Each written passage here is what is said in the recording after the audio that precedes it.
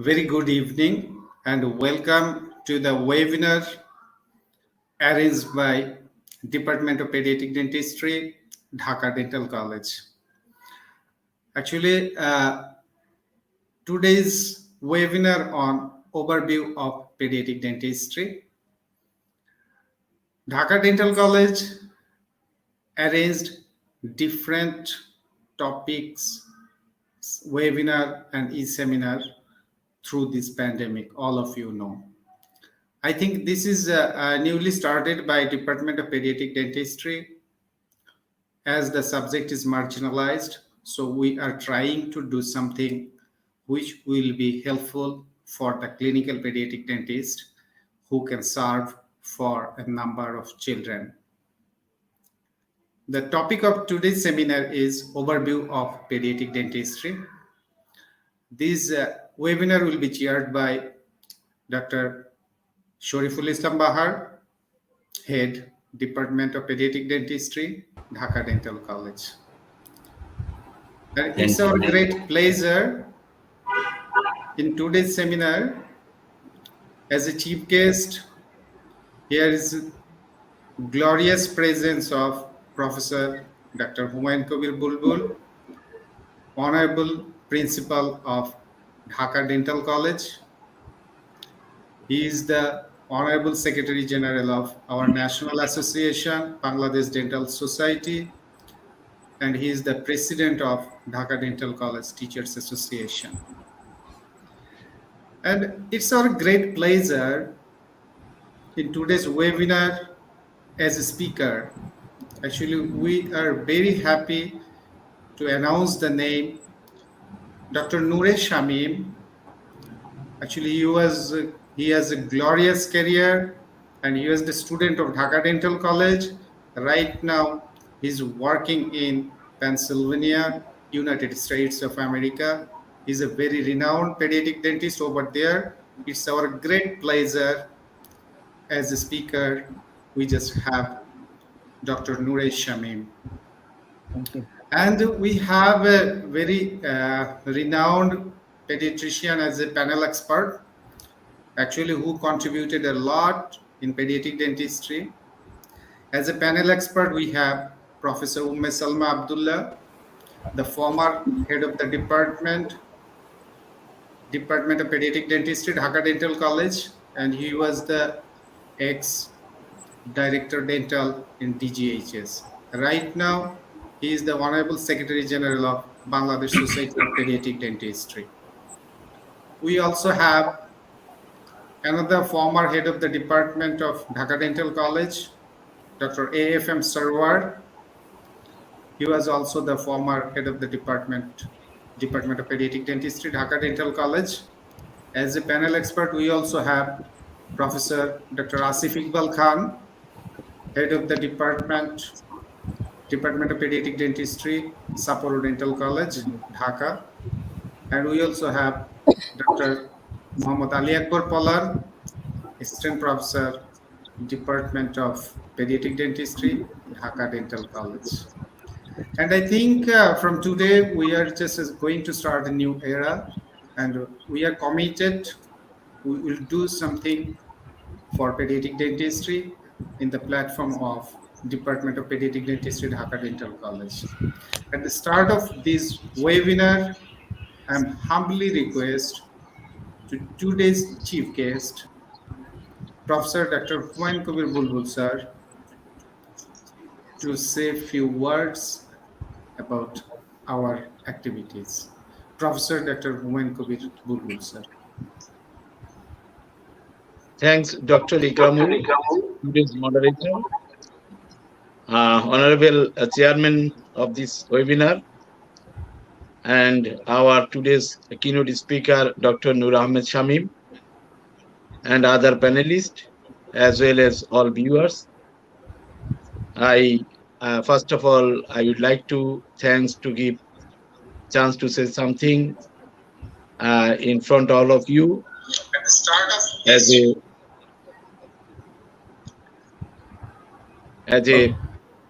a chief guest. Webinar, keynote speaker, Dr. Eco হচ্ছে।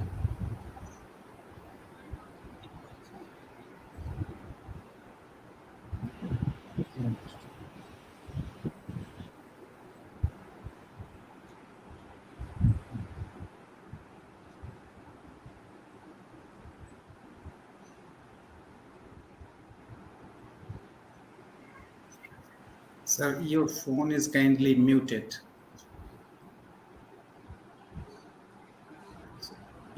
Yes, sir. ওকে, আমি একটু বাংলাই বলি আজকে, যেহেতু আমাদের প্যানেলিস্ট এবং আমাদের কিনোট স্পিকার আমরা সবাই বাঙালি, এবং আমাদের ঢাকা ডেন্টাল কলেজের পেডিয়াট্রিক ডেন্টিস্ট্রির আজকের এই সেমিনারে আমরা যারা এখানে সংযুক্ত হয়েছি তাদের সবাইকে আমি শুভেচ্ছা জানাচ্ছি। তো আমি আসলে আমি সাবজেক্ট এক্সপার্ট না, কিন্তু ঢাকা ডেন্টাল কলেজের অধ্যক্ষের দায়িত্ব গ্রহণের পর আমরা এটা খেয়াল করেছি, আপনারাও নিশ্চয়ই এটা অনুধাবন করেছেন, যে বাংলাদেশের ডেন্টিস্ট্রির আপনার কিছু কিছু সাবজেক্ট যেমন ওরাল ম্যাক্সিলোফেশিয়াল সার্জারি, অর্থোডন্টিক্স, প্রোস্থোডন্টিক্স, এগুলোর একটা আন্তর্জাতিকতা অর্থাৎ বিশ্বমানের আজকে আপডেট এটা ডেন্টিস্ট্রি বাংলাদেশে মোটামুটি প্র্যাকটিস চলছে। কিছু কিছু জায়গায় আমাদের ব্যাকলগ বা যেটা বলা হয়েছে, আমাদের মডারেটর ডক্টর সুমন বলছিল যে মার্জিনালাইজ কিছু সাবজেক্ট আছে বাংলাদেশে। এর মধ্যে আমরা যেগুলো সর্টিং করেছি এর মধ্যে একটা হচ্ছে পেডিয়াট্রিক ডেন্টিস্ট্রি, একটা পেরিওডন্টোলজি, একটা ফরেন্সিক অডন্টোলজি এবং একটা ছিল প্রস্থেটিক। তো এই জায়গাগুলো অ্যাডজাস্ট করে আপনারা নিশ্চয়ই খেয়াল করেছেন ইতিমধ্যে আমাদের কর্মকাণ্ডে, যেহেতু বাংলাদেশের ডেন্টাল প্রফেশনের মূল সূতিকাগার ঢাকা ডেন্টাল কলেজ এবং বাংলাদেশের একমাত্র সরকারি ডেন্টাল কলেজ, পূর্ণাঙ্গ সরকারি ডেন্টাল কলেজ, এবং এর একটা বিশাল আয়তনের আধুনিক হাসপাতাল আছে। তো সেই জায়গাটায় আমাদের প্রফেশনের উৎকর্ষতার জন্য ঢাকা ডেন্টাল কলেজের যে একটা রোল আছে, সেই জায়গা থেকে আমরা ইতিমধ্যে আপনারা জানেন যে পেরিওডন্টোলজি ডিপার্টমেন্টকে একটু ঢেলে সাজিয়েছি এবং ইতিমধ্যে সেখানে একটা ওয়েব তৈরি হয়েছে। আমরা প্রস্থেটিক ডিপার্টমেন্টকে অতি সম্প্রতি একটা নূতন মেরুকরণে এনেছি, যার ফলে আমাদের শিক্ষক এবং চিকিৎসক শিক্ষার্থীরা একটা নূতন মেরুকরণের মাধ্যমে একটা নূতন ওয়েব তৈরি হয়েছে সেখানেও। তো একই রকম ভাবে আমরা আমাদের পেডিয়াট্রিক ডেন্টিস্ট্রিটাকেও একটু এই মার্জিনালাইজ জায়গা থেকে তুলে আনার চিন্তা ভাবনা আমাদের এই বিভাগের প্রধান সহ অন্যদের তৈরি হয়েছে, এবং সেখান থেকেই আসলে আজকের এই টপিকসটি, যে ওভারভিউ অফ পেডিয়াট্রিক ডেন্টিস্ট্রি, এই টপিকস এর উপরে আমাদের এই ওয়েবিনারের আয়োজন করা হয়েছে। প্রসঙ্গত বলে রাখি, আমাদের আরো দু একটি সাবজেক্টের বেলায় আমাদের একটা স্পর্শকাতরতা আছে, যেমন সেটি হচ্ছে ফরেন্সিক অডন্টোলজি, যেটার কাজও আমরা ইতিমধ্যে শুরু করেছি এবং সেই লক্ষ্যে একটা ওয়েবিনার অতি সম্প্রতি দু একদিনের মধ্যে আমরা করেছি, এবং এটা এগিয়ে নিয়ে যাওয়ার জন্য আমরা একটা পরিকল্পনা প্রণয়ন করেছি। তো আজকের যে সাবজেক্ট, এই সাবজেক্টটি হচ্ছে, এই টপিকটি হচ্ছে overview of paediatric dentistry. Actually এই পেডিয়াট্রিক ডেন্টিস্ট্রির ওভারভিউ আমার বাংলাদেশের ওভারভিউ নয়, এটা হচ্ছে গ্লোবাল ওভারভিউ।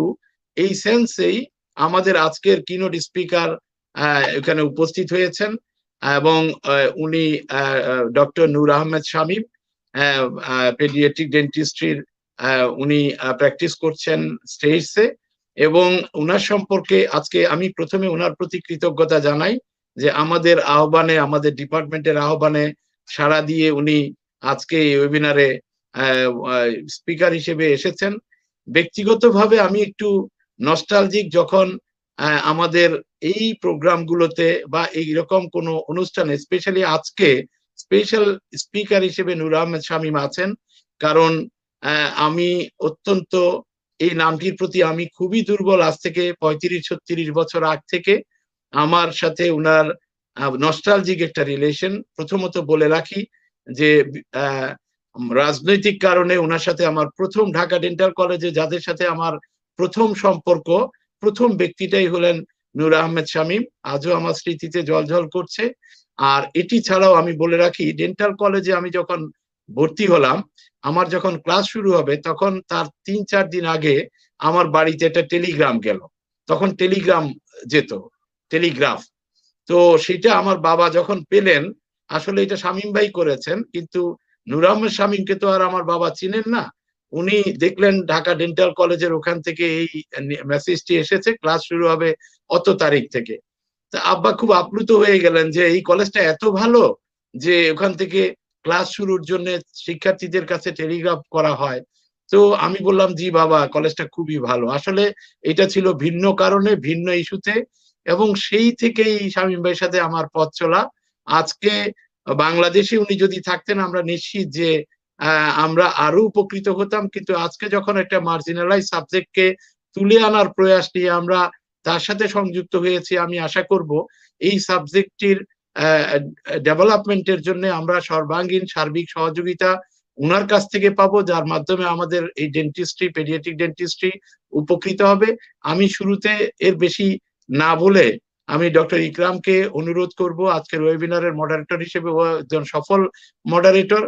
অসুস্থ ছিল বেশ কিছুদিন, কোভিড পজিটিভ ছিল। আজকে আমি ওরিড ছিলাম যে আজকের অনুষ্ঠানে সে থাকতে পারবে কিনা। দুপুরবেলা নিশ্চিত হয়েছি যে আমাদের উপস্থাপক আমাদের মাঝে, মাঝখানে 2-1টি ওয়েবিনারে আমরা তাকে পাই নাই, তো আজকে পেয়েছি এবং আমাদের ভালো লাগছে। আমরা মনে করি যে এরকম যারা আমাদের মধ্যে অসুস্থ আছেন, ডেন্টিস্ট অথবা চিকিৎসক অথবা বাংলাদেশের তথা বিশ্বের যারা আজকে কোভিড আক্রান্ত, তাদের সবার প্রতি আমাদের সংহতি। আল্লাহ তাদের দ্রুত সুস্থ করুক এবং এই মহামারী থেকে আমরা দ্রুত যাতে মুক্ত হতে পারি, সেই জন্য পরম করুণাময়ের কাছে প্রার্থনা রইল। আর যারা ইতিমধ্যে প্রাণ হারিয়েছেন, সারা বিশ্বে 41 লক্ষ মানুষেরও বেশি মানুষ, বাংলাদেশে 20,000-এরও বেশি, এর মধ্যে 180 জন চিকিৎসক, এবং তন্মধ্যে আমাদের এই করোনা কালে 13 জন ডেন্টাল সার্জনকে আমরা হারিয়েছি। সবার বিদেয়ী আত্মার মাগফিরাত কামনা করছি। সবাইকে ধন্যবাদ জানিয়ে আমি ডক্টর ইকরামকে আজকের অনুষ্ঠান পরিচালনার জন্য অনুরোধ করছি। ধন্যবাদ। Thank you, sir. Thank you so much for your kind words. Your words is always encouraging us to do something. Right now, the main course is started. Just before starting the presentation, I am interested to say a few words about our today's speaker. Our today's speaker, Dr. Noor Ahmed Shamim. He's graduated from Dhaka Dental College in the year of 1985. Then he went to Tufts University School of Dental Medicine in Boston, Massachusetts in the year of 1993. And there he earned very prestigious Doctor of Dental Medicine, DMD degree. After that, actually he went to Interfaith Medical Center in Brooklyn, New York for 2 years residency program. Specialty was pediatric dentistry. It was in the year of 1998. Since then, he is practicing as a specialist pediatric dentist in Milford, Pennsylvania. He attended as a pediatric dentist in 2 hospitals with admitting privilege on Bon Secours Community Hospital, Port Jervis, New York, and he also attached with Regional Hospital of Scranton, Pennsylvania. Currently, he is serving as an executive board member of Medical Executive Committee of Bon Secours Community Hospital in New York, which is really very prestigious, and I think it's proud for us, proud moment for us. He's a very renowned pediatric dentist in Milford, Pennsylvania, and he is leading a very happy married life. He is a successful parent. He has 2 kids. One is in medical education and another one is in dental education. So it's a really, really very happy moment for Dhaka Dental College. as he is serving very prestigiously in United States of America. So I'm humbly requesting our today's speaker go for today's presentation. After presentation, we will go for question answer session, and our honorable panel expert will exchange their views with speaker. So I'm humbly requesting to today's speaker, sir, kindly go for your presentation. Thank you.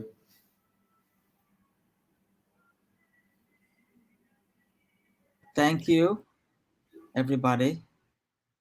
শুভ সন্ধ্যা, good evening, শুভ সকাল, যে যেখানে আছেন। আমি আমাদের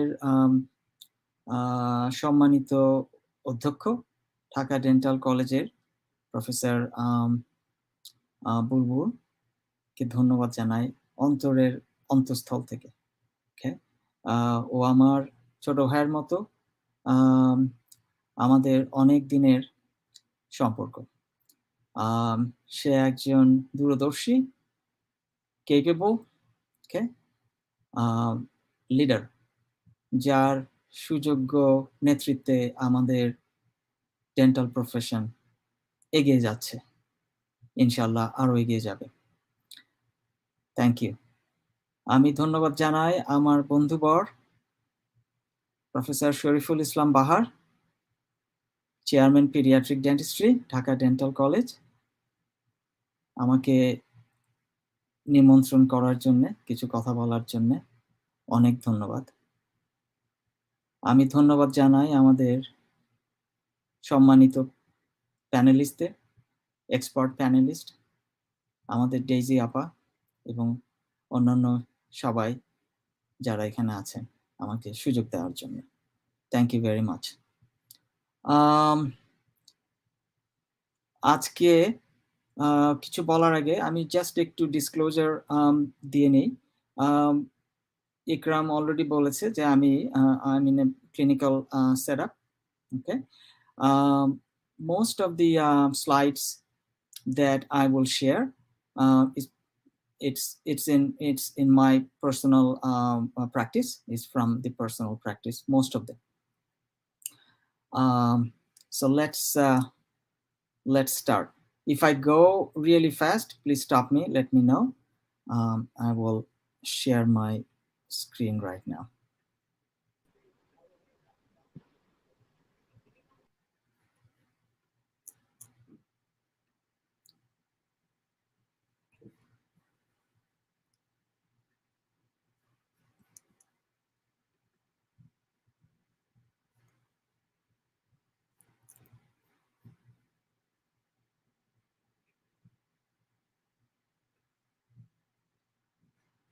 Okay. So আজকের টপিকটা ছিল overview of pediatric dentistry. Okay. As you all know, it's a huge topic. Okay. In a short time, it's not possible to cover everything. So I will touch base with some of the important topics, and then we will go from there, inshallah. Okay, so I wanted to talk about, as a pediatric dentist, what we do here in this part of the world. Okay, as a pediatric dentist, we are the gateway of the patients.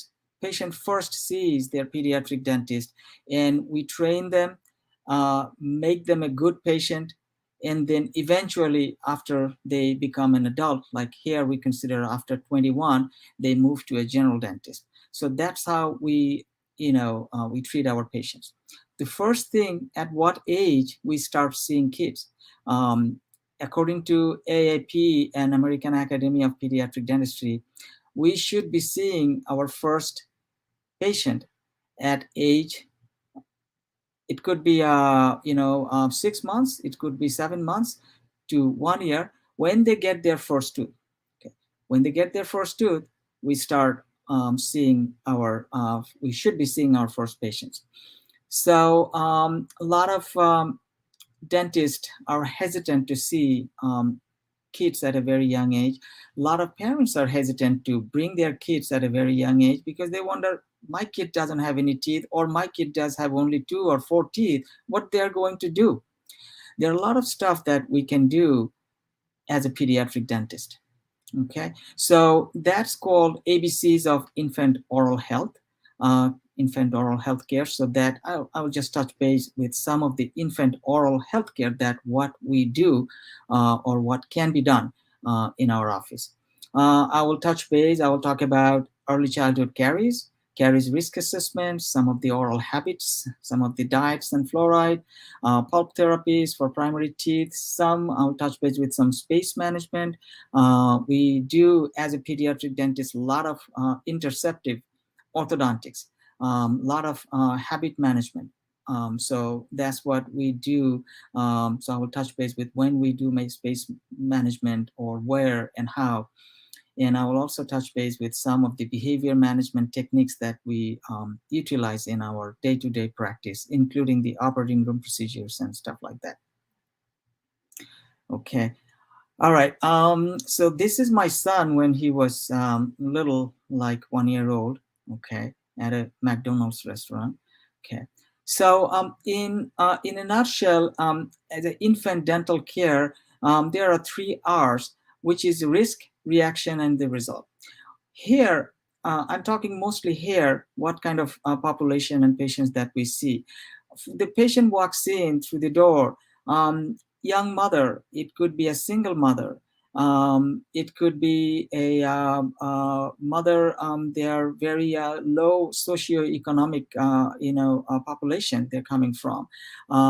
It could be the foster parent, they're bringing the kids. It could be the grandparents, they're bringing the kids. So there are a lot of things we need to find out. Who is this child? Who is this baby? Okay, so, and what are the risks for this child to develop dental caries? Then we talk about the the risk that this child may have, this individual child. Then we expect the result, that if they are following up with the risk factors, and if they're mitigating these risk factors according to our recommendation. So these are the 3 R: risk, reaction, and the result. Based on that, we obviously discuss the health history. It is very important here, especially we do see, as I said, like a lot of parents, a lot of mothers. They could be single mother, they could be poor, they could be some of them could be addicted to some medications or some drugs, some could be addicted to alcohols. So all kinds of things that we need to find out. As I said, we also see a lot of foster kids, a lot of grandparents. They have the custody of the babies or children. They bring it, so we need to find out what was the history of the mother or father. Okay, the medications that they were taking for whatever, and stuff. So we also find out about the baby, if the baby has been sick or not. We do have a lot of asthma, a lot of ear infections, a lot of allergies. The area that I live, it's very, very wooded. It's like a rural area. It's a mountainous area. So we have a lot of allergy during the pollen season. So kids are always like stuffy, they're not able to breathe. So and they're on medications, allergy medications and stuff like that. So when the kids are taking asthma medications, the inhalers, they're taking allergy medications, all these, they have a stuffy nose, they breathe through their mouth gets very dry. So it becomes a problematic. So we need to find out all this total health history and the risk involved. GERD is another one, that gastrointestinal reflux disease and stuff like that. So then after reviewing all this risk and the health history, then it's time to do the exam this kid. So how do we do that normally? So we call it knee-to-knee exam. So as you can see, my knee, and the parents' knees, both of knees are touching each other parallel, and the baby is just laying just like a bed, and my assistant is helping me with the whatever I was doing, rubber cup prophy or exam, if I needed a suction, so she would provide that. She has a little rubber cup prophy paste in her hand, and the mother is holding the baby, and the baby can, if they want to, they feel the mother, they can see the mother. So this is, we find that's one of the best way to do a infant oral exam. Okay. Same thing. He's not too happy, but he's tolerating it pretty good. There are other ways you can do. You can put the kid in the dental chair, or in a flat area. Parents can hold it, but we find that this is one of the best way of doing the examination and the stuff that we do. Same thing, as you can see, the father is holding the baby. So then we talk about the diets and nutrition. Diet is a very important thing. আমরা যখন ছোটবেলায় বড় হই, আমাদের সময় we Coke আমরা খেতাম once in a ওয়াইল, যদি কোনো অকেশন থাকতো। চিপস বলে কোনো জিনিস তো আমরা দেখেছি বলে মনে পড়ে না। তো এখন এই সব জিনিস তো এখানে abundance. Okay, all kinds of snacks, drinks that could be detrimental for dental health. Okay, this thing that we talk about, breastfeeding and bottle feeding. Breastfeeding is wonderful, it's good, great, nursing, but there are some caveats. Bottle feed, a lot of young mother, they put a bottle into their baby's mouth, and they put milk or juice and then let the baby go to sleep all night long. So what happens, all the juices and milk stick to their teeth, and that will lead to the big problem, early childhood caries. Same problem happens with nursing mother. When nursing has nothing wrong, but when the mother goes to sleep when they're nursing their baby, that is a problem. That becomes the similar problem, just like bottle fed child. So we do suggest that after a year, they should gradually wean from nursing. But if they do continue to nurse, then they should wipe these teeth with a fluoride wipe. Okay. Infants should not be, taking a bottle to bed after a year, and they should be weaned off from the bottle, and gradually from bottle to the sippy cup. CP cup হচ্ছে যে কাপগুলি বটলের মতোই হাতে নিয়ে বাচ্চারা ঘুরে বেড়ায়, খায়। তো সেটাও আমরা সাজেস্ট করি after year they should be gradually wind off. Okay, এবং যখনই সিপি কাপ শুধু মাত্র মিল খাওয়ার সময়, জাস্ট লাইক ডিনার বা লাঞ্চ বা ব্রেকফাস্টের সময় সিপি কাপ ইউজ করবে, কিন্তু in between CP cup use করা is not very healthy. Because what happens, like বাচ্চারা খেলে হাতে একটা সিপি কাপ নিয়ে, তো ওটার মধ্যে হয়তো জুস থাকে বা একটু মিল্ক থাকে, একটু খায়, তারপরে আবার কিছুক্ষণ খেলে, আবার একটু খায়, আবার কিছুক্ষণ খেলে। That is not good. That's what leads to the lot of dental problems.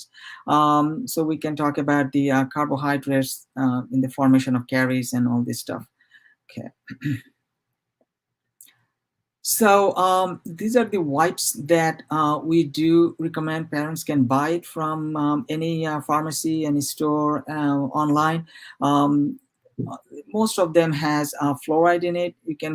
Mother can keep these wipes right by the bedside, and then after she's done with the nursing, she can just wipe those teeth, and that will do the job, so that the milk is not sticking to the baby's teeth. Okay. So these are some sippy cups that traditionally here kids use. These ones, just like our regular feeder bottles, okay, the nipples. Then after that, we suggest to transition to these kind of cups that has like a cut off, that nipples are cut off, and then gradually to the regular flat cups, just like a regular cup with a lid on it. Fluoride is very important as a pediatric dentist. It is very important in dentistry, but it is very, very important in pediatric dentistry also.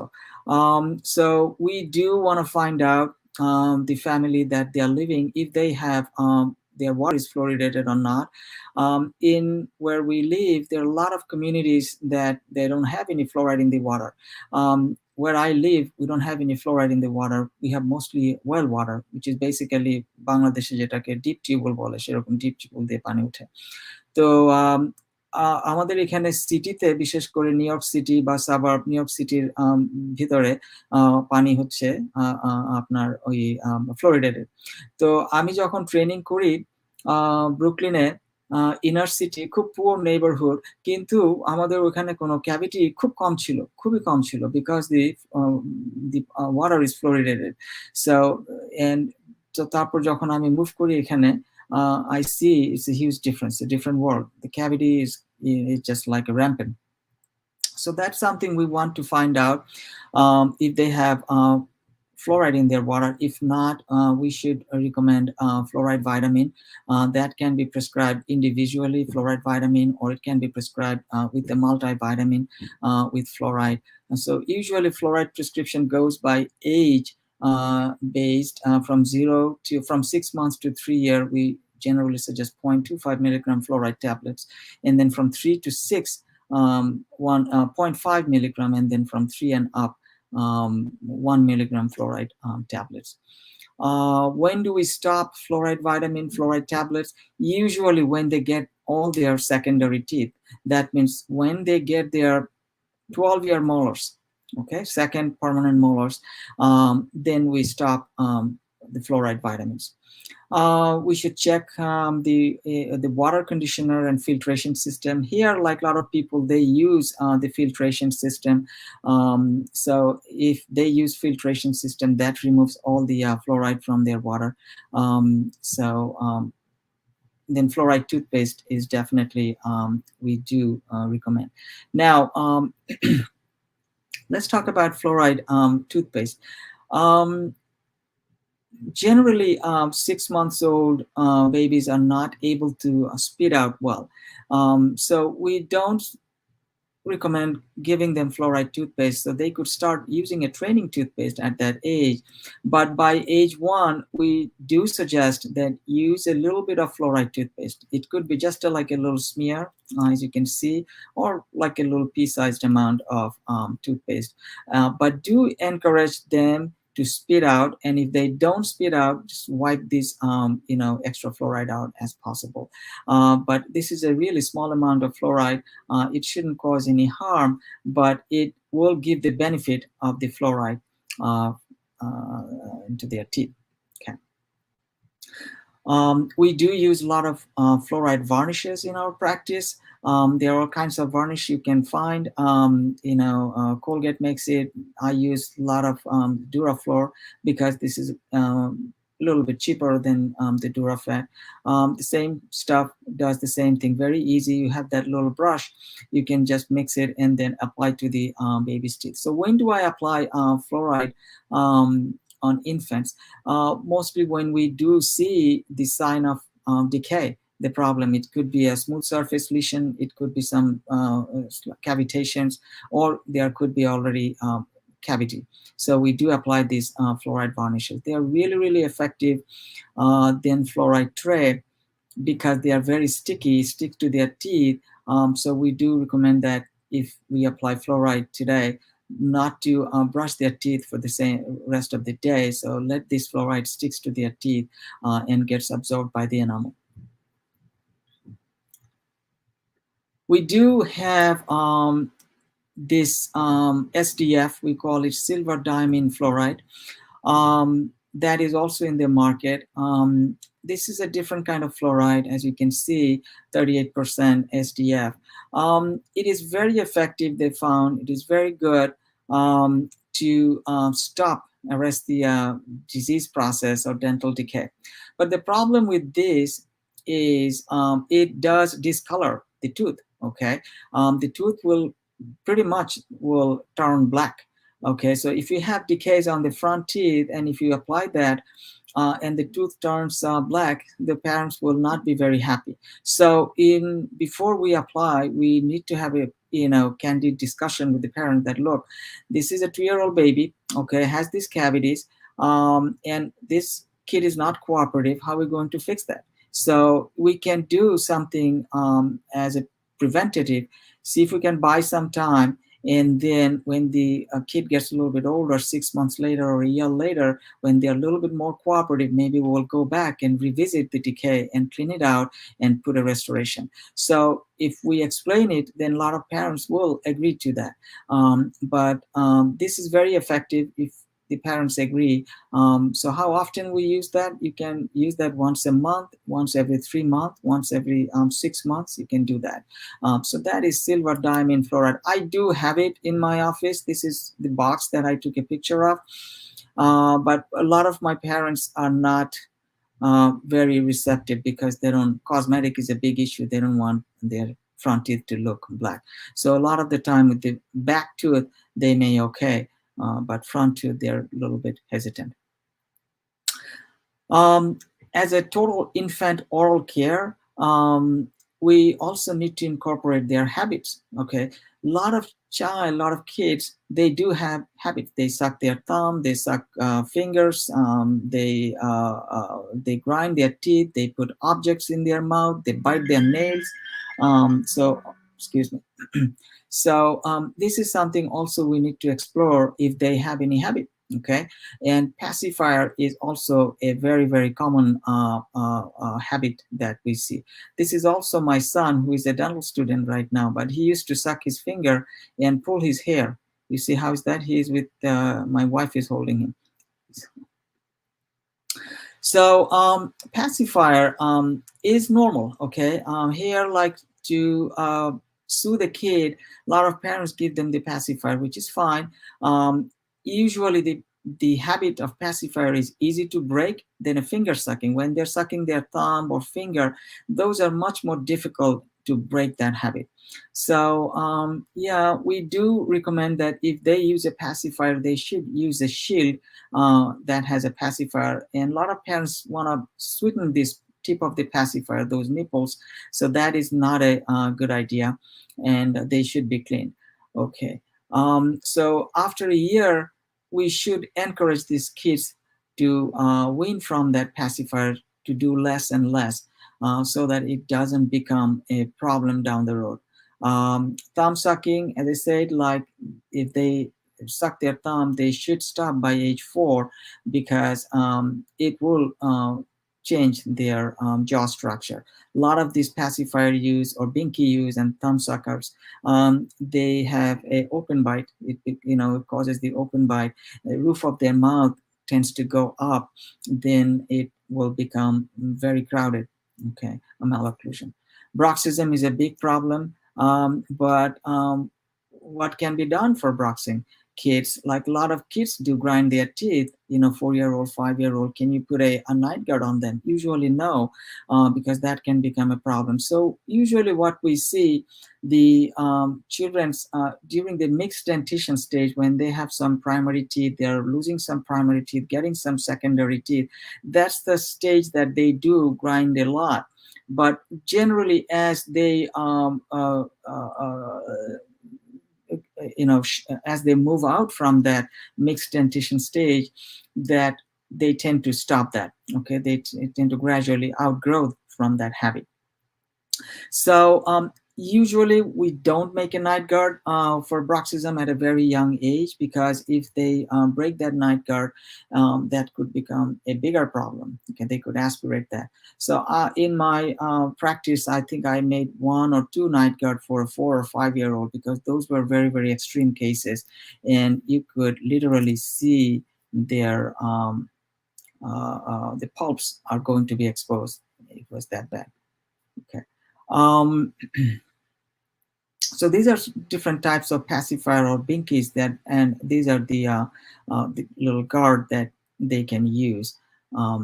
Yeah, so you can see this, some of the bruxing, how this is not as bad, but I have seen kids that they're basically, it's like a little nub almost to the gum line.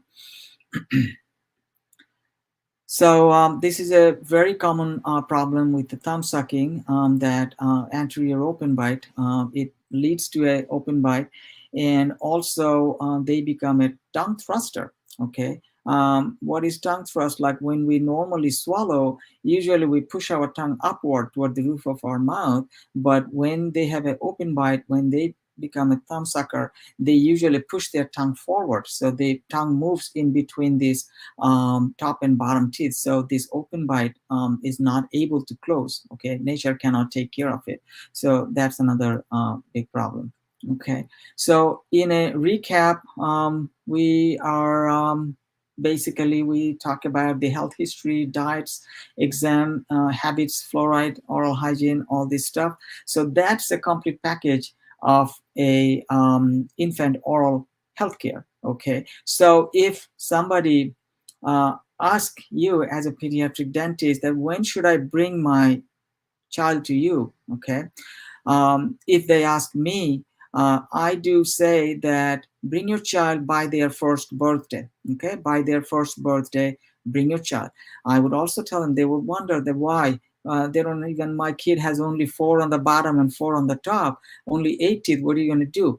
We will talk about a lot of stuff. Okay, so these are the stuff that we will talk about. We talk about the diet, we talk about the oral hygiene, nutrition, habits, fluoride. So those are the stuff that we incorporate in our infant oral healthcare program, and parents do appreciate that. And I can guarantee you, if you put all these items together, you can put a fee, and you can be reimbursed nicely. Okay. Let's move on to a different topic that we see pretty often here. It's early childhood caries. We call it ECC, and there is other variant is called SECC, which is severe ECC. This is one of my patients that you can see how sad it looks like. These are all like leathery, mushy dentin teeth that eventually needed to be extracted. Okay. So what is the definition of ECC? Is basically is one or more decayed or cavitated or non-cavitated smooth surface lesion or missing teeth due to caries or filled teeth, any primary tooth under the age of 6 is ECC. And SECC sometimes kind of overlaps with ECC. Severe ECC is classified as like if a 3-year-old, under 3-year-old, if they have even a smooth surface lesion, which is like some white spot lesion, or tooth is just turning grayish, cavitation didn't start yet, even that could be on their front teeth, that could be considered a severe ECC. And one or more cavitated or missing teeth on primary, especially the primary anterior teeth in a child between age 3 and 5 is considered a severe ECC. They do basically severe ECC and ECC kind of goes back and forth. So that's another 2-year-old child with the severe ECC. You can see how these enamels are crumbling basically. So this picture was taken in the OR, so you can see I do use most of my cases are nasal intubation. So what are the causes of this ECC? So obviously we all know that it's a bacteria, karyogenic bacteria. It's these mutant streptococci and lactobacillus. It has to have a susceptible teeth. A lot of the kids, they when they are born, the new teeth come in, you can see they have the enamel hypoplasia. There are all kinds of enamel hypoplasia. You can see it could be just white, radiopaque, whitish, spot on the teeth. It could be, grayish spot on the tooth. It could be yellow spot on the tooth. So these are the enamel hypoplasia that we see. Of course, the diet, high consumptions of sugary diet, all these juices, all the artificial drinks. It could be sodas and stuff like that. Bottles at night. Very important, ad libitum breastfeeding, when the mom feeds the baby, nurse the baby, and then go to sleep. That becomes a big problem. And these frequent use of sippy cups that they use, and they drink milk and juices, stuff like that. Okay. Another 3-year-old with ECC. Unfortunately, these kids lost all the front teeth. So how do we prevent these terrible disease? So the best way is to education. We got to educate as a pediatric dentist. We need to. This is our job to educate these parents and the caregivers.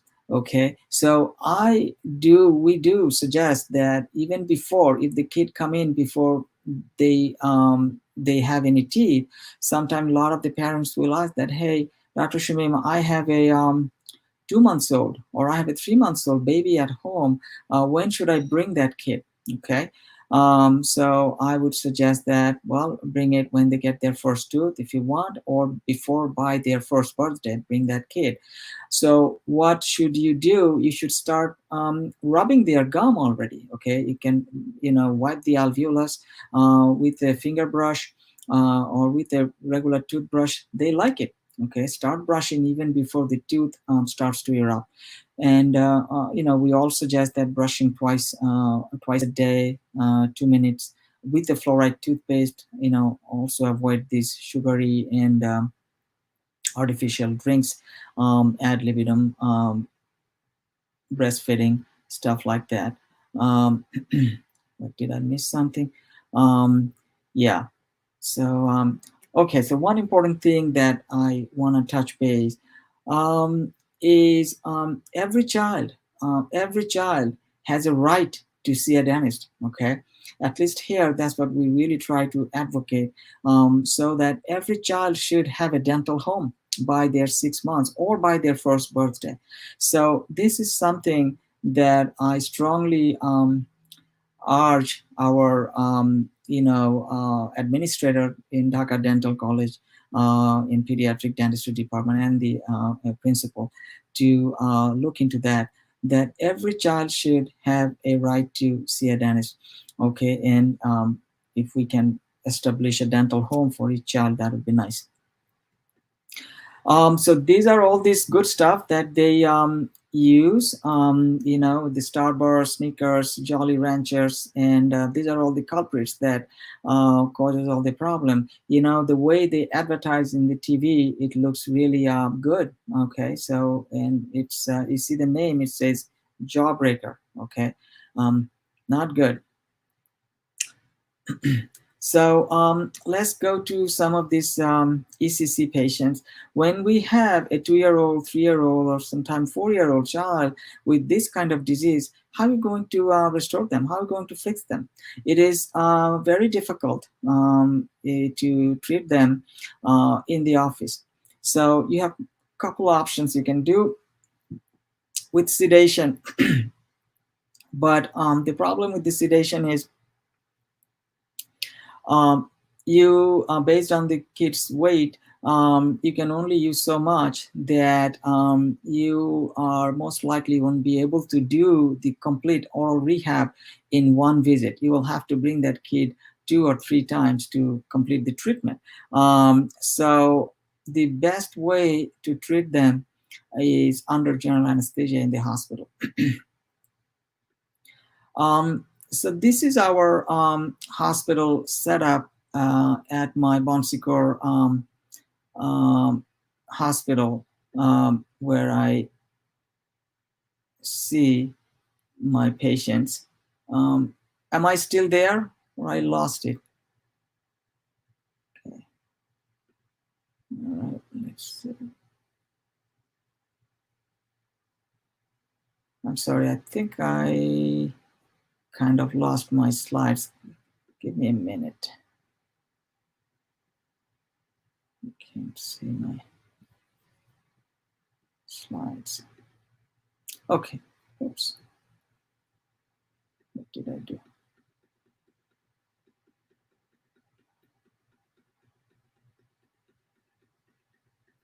Okay, so yeah, so that's my setup at the hospital. And you can see you just need a portable setup, the handpiece card, X-ray, portable X-ray, and the the table, that all the restorative stuff that we need, we all have the same thing everywhere, I guess. You have a little box for X-ray developer. So I think as a pediatric dentist, we should look into that. In our Dhaka Dental College, we should have the opportunity to treat children in the OR and train our pediatric dental residents to treat patients in the OR. Okay, so let's talk about caries risk assessment. We call it CAT assessment. It is basically, it's a risk assessment form that we use, usually like when we have a new patient, we use this form. It basically discusses the disease process rather than the outcome of the disease. And this caries risk assessment gives us an understanding of the individual child, individual patient, and how we can help or customize our care for that individual patients. And we can also anticipate the progression of the disease. Is it getting any worse or is it getting any better if we use these kind of forms? These forms are developed by the ADA and AAPD. They are available online. Anyone can download, or if you need these forms, I had it customized according to my needs. I can supply that. All right. Let's talk about behavior management. As a pediatric dentist, behavior management is in the top of our list. Okay. I always say that pediatric dentistry is like a fast moving storm. Okay. And sometimes we have to move out of the path of the storm before the storm hits. Okay.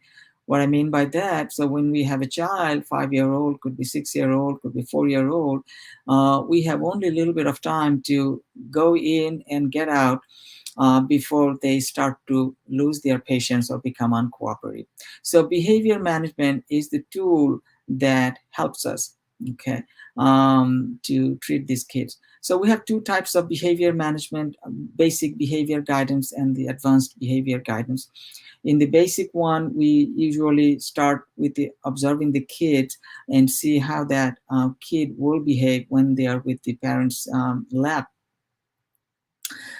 Tell, show, do is very, very effective technique that we do. Ask, tell, ask. I will go over a little bit some nonverbal communication. Let's say tell, show, do. Okay. Let's, for example, you have a 4-year-old child that come to you for first time.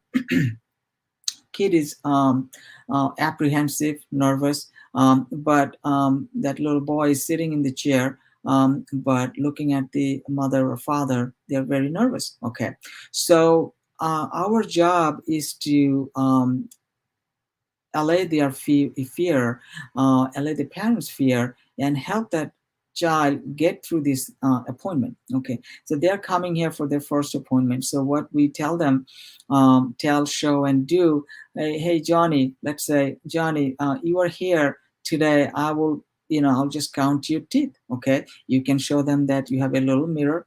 That's what you will use, to see his teeth. We'll have a little bright light out there, so we can see their mouth. You can show that if you want to do a little prophy, that this is my electric toothbrush. You can show them in your finger how it feels like. It just little, tickles, it just vibrates. Then you can show on their finger, and then you can brush their teeth with that, so that they kind of gradually desensitize them. You tell them first that what you're going to do, you show them first, then you do it. Or sometimes you can ask them why they're so afraid, then you explain, and then you ask them again, and go so forth. Voice control is something that we also use.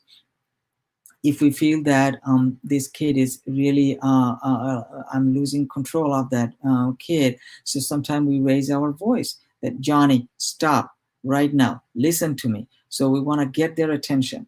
So stuff like that, sometimes you can raise your voice, sometimes you can have a very soft monotone voice. That can also be very, very helpful. Sometimes you can just look at the child without any expression, just look at the child, hold your hand, and they do understand that they need to cooperate. Positive reinforcement is very, very effective, because we tell them that if you do cooperate, I will do something special for you. Let's say if you cooperate, maybe you will be able to pick a toy from the toy box, okay? Or if you tell them that, I'm so proud of you, doing a very good job, you are wonderful, okay? You are very bright, you are very good, or you are really smart. So stuff like that, give them the positive reinforcement, give them some praise, so they like it, that mommy is going to be very proud of you, those kind of things. Sometimes distraction, okay? Kid is still afraid, so you can distract them. Hey, look, Johnny, if you after we are done, mommy's going to take you to the store, or you're going to go to Walmart, or you're going to go to a store to buy a toy or something. What are you going to buy? Stuff like that. Or if you cooperate, you can pick a toy. You're going to buy, we have a lot of toys. You can get one of the balls or this and that. So for just something to distract them, sometimes that works. Okay. Presence of parents and absence of parents in the operatory. It's a little controversial topic here. A lot of pediatric dentists doesn't like the presence of parents in the operatory, because they feel that when the parents are there, kids don't cooperate. So it's their choice. I do personally allow parents, and I demand all the parents to be in the operatory, because this is my choice and I think it works. The way I do it, I explain the parents that, look, you will be coming with your child. I will explain beforehand what I will do, but if you have any question, ask me beforehand. But while I'm working, no question. Okay, let me do all the talking. So they understand, and they agree with that, and they do cooperate. And actually, it is a very good practice builder too, because if the parents see how much you are trying, how good you are, and then they go out and talk to the other parents that, look, Dr. XYZ is so good. Okay. So when nothing works, then you go to the next step, which is the pharmacological behavior management, which is nitrous oxide and oxygen analgesia. This is basically like a bread and butter for pediatric dentists. We do use nitrous oxide a lot. But when nitrous oxide doesn't work, yes, there are kids that their anxiety is much more higher than that the nitrous oxide can help them, okay? Or some of them, they don't want to use that hood for nitrous oxide that they have to breathe through. Then how are you going to do that? Then we go to the next step, advanced behavior management. Some pediatric dentists use a papoose board we call PD wrap, okay, straight jacket, however name. I have this medium one, I have a small one for babies. Very rarely I use this kind of protective device. I personally don't like it. I have some special need kids. I have to use that only for them. And I have some special need kids, for example, like some autistic kids, some Down syndrome kids. They like to be hugged. They like some pressure. So when we wrap them up with that, they really like it and it works for them. Sometimes we also put an extra vest on them, so they want something heavy on them, so they like it. But other than that, I rarely use this kind of papoose board. Then some dentists use the sedation, okay? Is that sedation is something I did for many years. I used to use chloral hydrate and Vistaril, and then I use a lot of Versed in my practice. But gradually I get out of the sedation. I stopped doing it a couple of years ago because of our state guidance and guidelines have changed. In order to do sedation in our state, you have to act like basically like an anesthesiologist. You have to monitor the kid with an EKG. You have to monitor the pulse ox. You have to have a precordial stethoscope that I used to put a stethoscope on their neck and listen to their pulse. And also, I have to have two assistants. One is taking the vitals, and other one is assisting me. And so it just become a lot for me, and I really didn't want to do that. So I gradually got out of that. I don't do that anymore, but I do go to the OR often when they're not able to cooperate in the office. Okay. So let's go to the other restorative procedure that we do as a pediatric dentist, which is pulpotomies or pulp therapies for primary teeth. Pulp therapies is to maintain the vitality of the pulp of a primary tooth, okay, which is affected by some caries or trauma or other causes. Who are the candidate, or which teeth are the best candidate for pulp therapies for primary teeth? So we need to find out the case selection. Case selection is really, really important.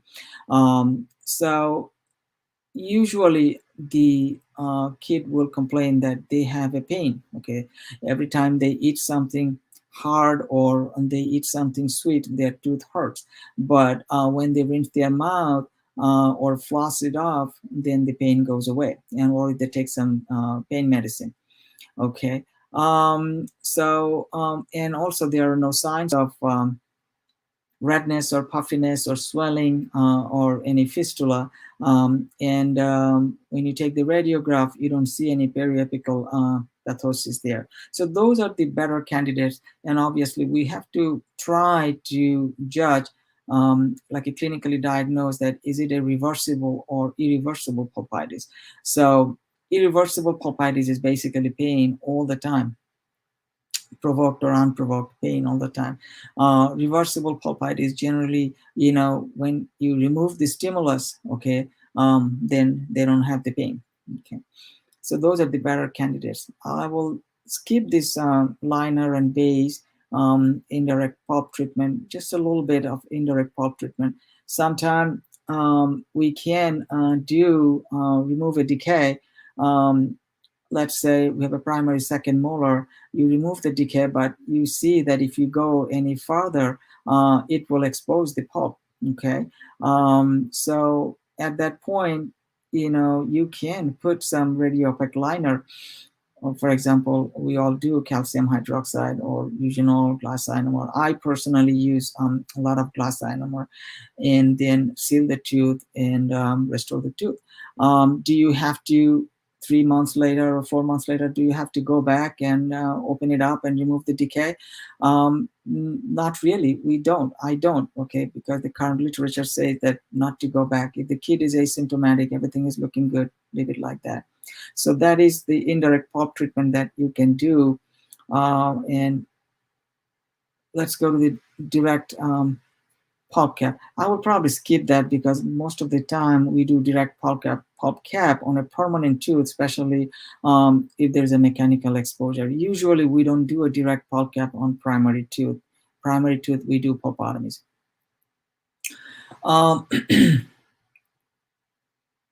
So when do you do a pulpotomy? So usually when there is a primary tooth with an extensive decay, but we don't see when we take the radiograph that there is no radicular pathology there.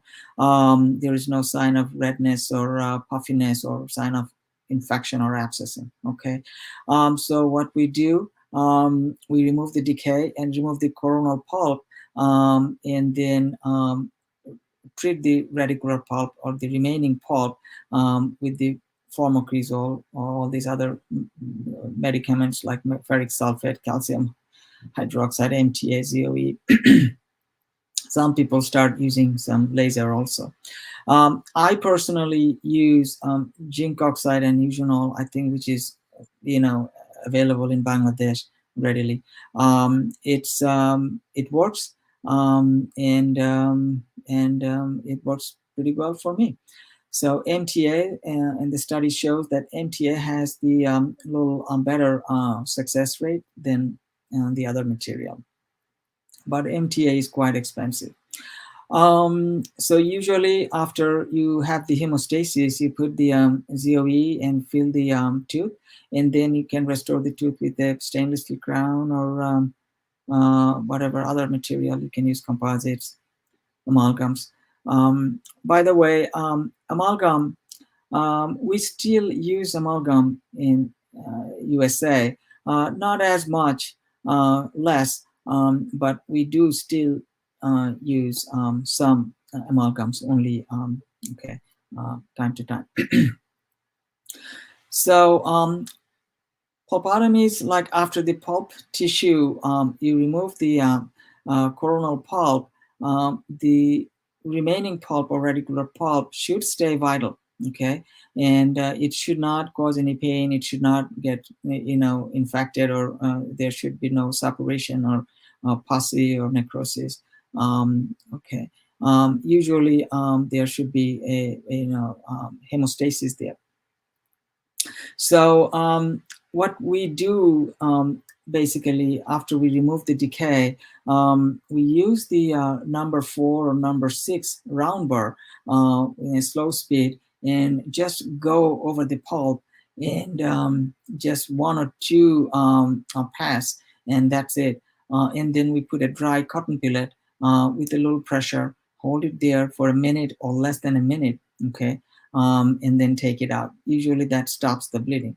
If we do find that you cannot stop the bleeding, then it's a problem. So then that is probably this tooth is not a very good candidate for a pulpotomy.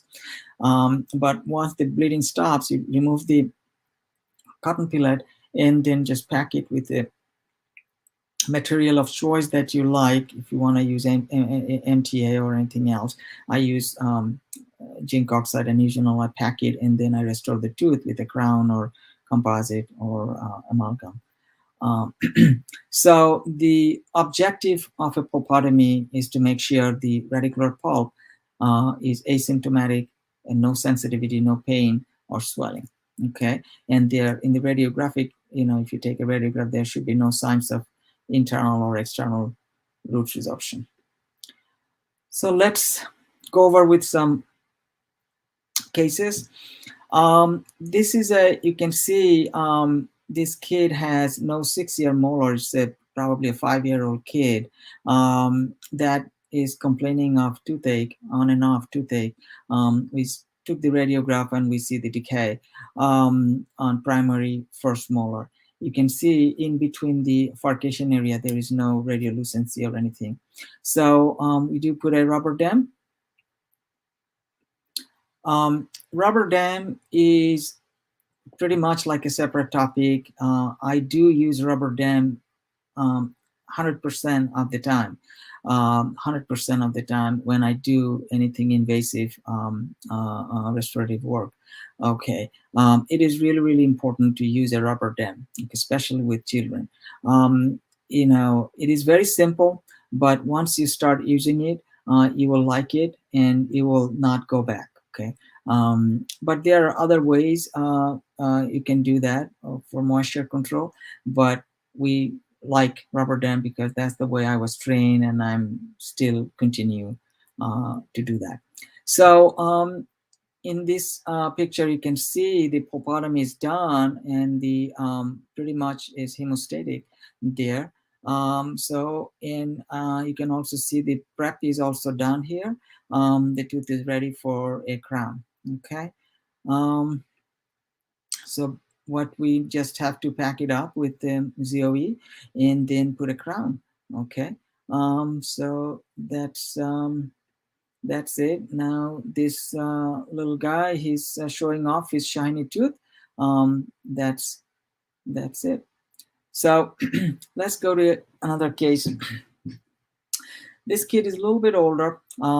Perhaps it's a 6.5, 7-year-old kid, because you can see the first permanent molar is in. Also complaining of toothache, on and off toothache, food is getting stuck there. We see, take the periapical radiograph, the radicular area looks pretty decent, pretty good. You can see the primary second molar is already tipping mesially because of the decay. That tooth already tipped mesially. Okay, so that kid already lost some space in between area. So put a rubber dam on and had a amalgam restoration there. So we remove that decay. Do the pulpotomy. Tooth is hemostatic right now. And then pack it with ZOE. And then you put a crown on. You see the crown, it looks a little rotated here. Because this primary second molar tipped mesially, so that kid lost some space here. So you couldn't really find the right crown, so you have to rotate it a little bit so that it fits. Okay, so that's it. Sometimes that happens. I'm going to the next topic. I'll touch base with space management in primary dentition. It is also a very important subject in pediatric dentistry. Pediatric dentists usually do all the interceptive orthodontics. Okay, for example, if you have crossbite, anterior crossbite, most of the pediatric dentists are able to do that, correct that anterior crossbite. If you need an expansion, if you have a very narrow upper palate, you can do the palate expander. You can do the space management. So as a pediatric dentist, you can do a lot of space management in your practice. What is space management? When do we need to manage the space for primary teeth? Usually, I'm not going to go over with all this stuff. Usually, we manage space when the child, 4, 5, 6, 7-year-old, loses a primary first molar or primary second molar. Okay, that's when we manage the space, put a space maintainer there. Do we have to put a space maintainer when they lose their, upper maxillary central or lateral incisor or canine? No, usually not. We do make what is that called? Pedopartial to restore the front teeth, maxillary incisor or canine for cosmetic purpose. But that's another topic to discuss. So why it is important to manage the space for primary first molar or primary second molar? Because they are maintaining the space for the succedaneous teeth. If they lose the primary first or second molar, the tooth in front of it or tooth behind it will tip mesially or distally, and that will cause the arch length shortage. Okay, so the succedaneous teeth will not have enough room, so then it becomes a more complicated orthodontic issue, because then they will have to regain that space and in order to fix that problem. But as a pediatric dentist, if we can manage that space, that is a big service for these patients. I'm not going to talk about these. So a lot of the time, you saw on a previous slide that there was a broken primary first molar and the primary second molar tipped mesially. So that's how they lose space. If you have to, if the tooth is abscessed, you will have to extract the primary first or second molar. That's when you need a space maintainer. If the tooth is ankylosed, let's say one of the primary first molar is ankylosed, that tooth is not at the same level with this, adjacent teeth. The tooth in front and back will also tip mesially and distally. You need to maintain space for those cases too. So types of space maintainer that we use, unilateral and bilateral space maintainer. There are two types of unilateral space maintainer.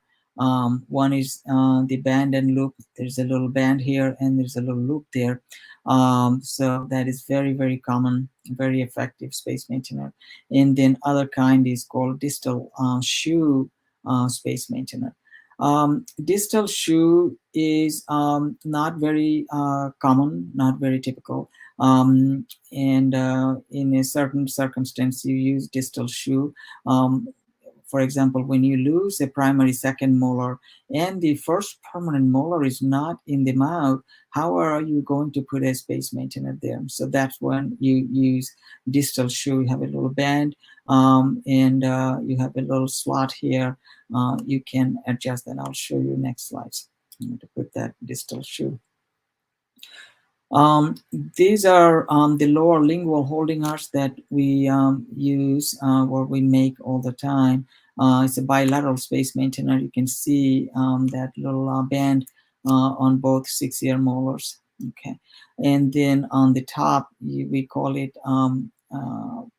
upper nance appliance. Okay, so like a nance button here. And then, you put the band around those 6-ear molars.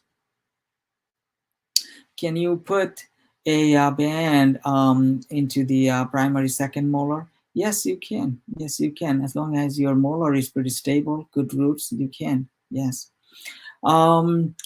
Let's go over. Okay, let's see. Am I missing some slides here? Okay. So I'll just go over with some examples of scenarios that we make space maintainer. Look at that picture. You see the primary second molar is, you can see in the radiograph, the radiolucency. So that molar needs to go. Kid is in pain. And when we took the x-ray, we see that. So we need to put a unilateral space maintainer in this situation because the primary first molar looks pretty stable, pretty good, solid. So you can put a unilateral space maintainer here. Also, in this case, you see the primary second molar is grossly decayed, but in the radiograph, the periapical area looks pretty decent. But clinically, when I saw this kid, they had an abscess, they have a redness and, swelling there. So I know that this tooth needs to go. And, primary first molar looks pretty good, so it can get a unilateral space maintainer here. Look at this primary first molar. You see that all the radiolucent areas here, that tooth is also needs to come out, and then we can put a unilateral space maintainer here, right here. This is another primary first molar. You can see some radiolucency here that needs to come out. You can also see that this tooth had a, you can see the remnants of the pulpotomy. That tooth had a pulpotomy and a restoration, but no crown. So that pulpotomy failed, and that tooth needs to come out. So we need to put a unilateral space maintainer.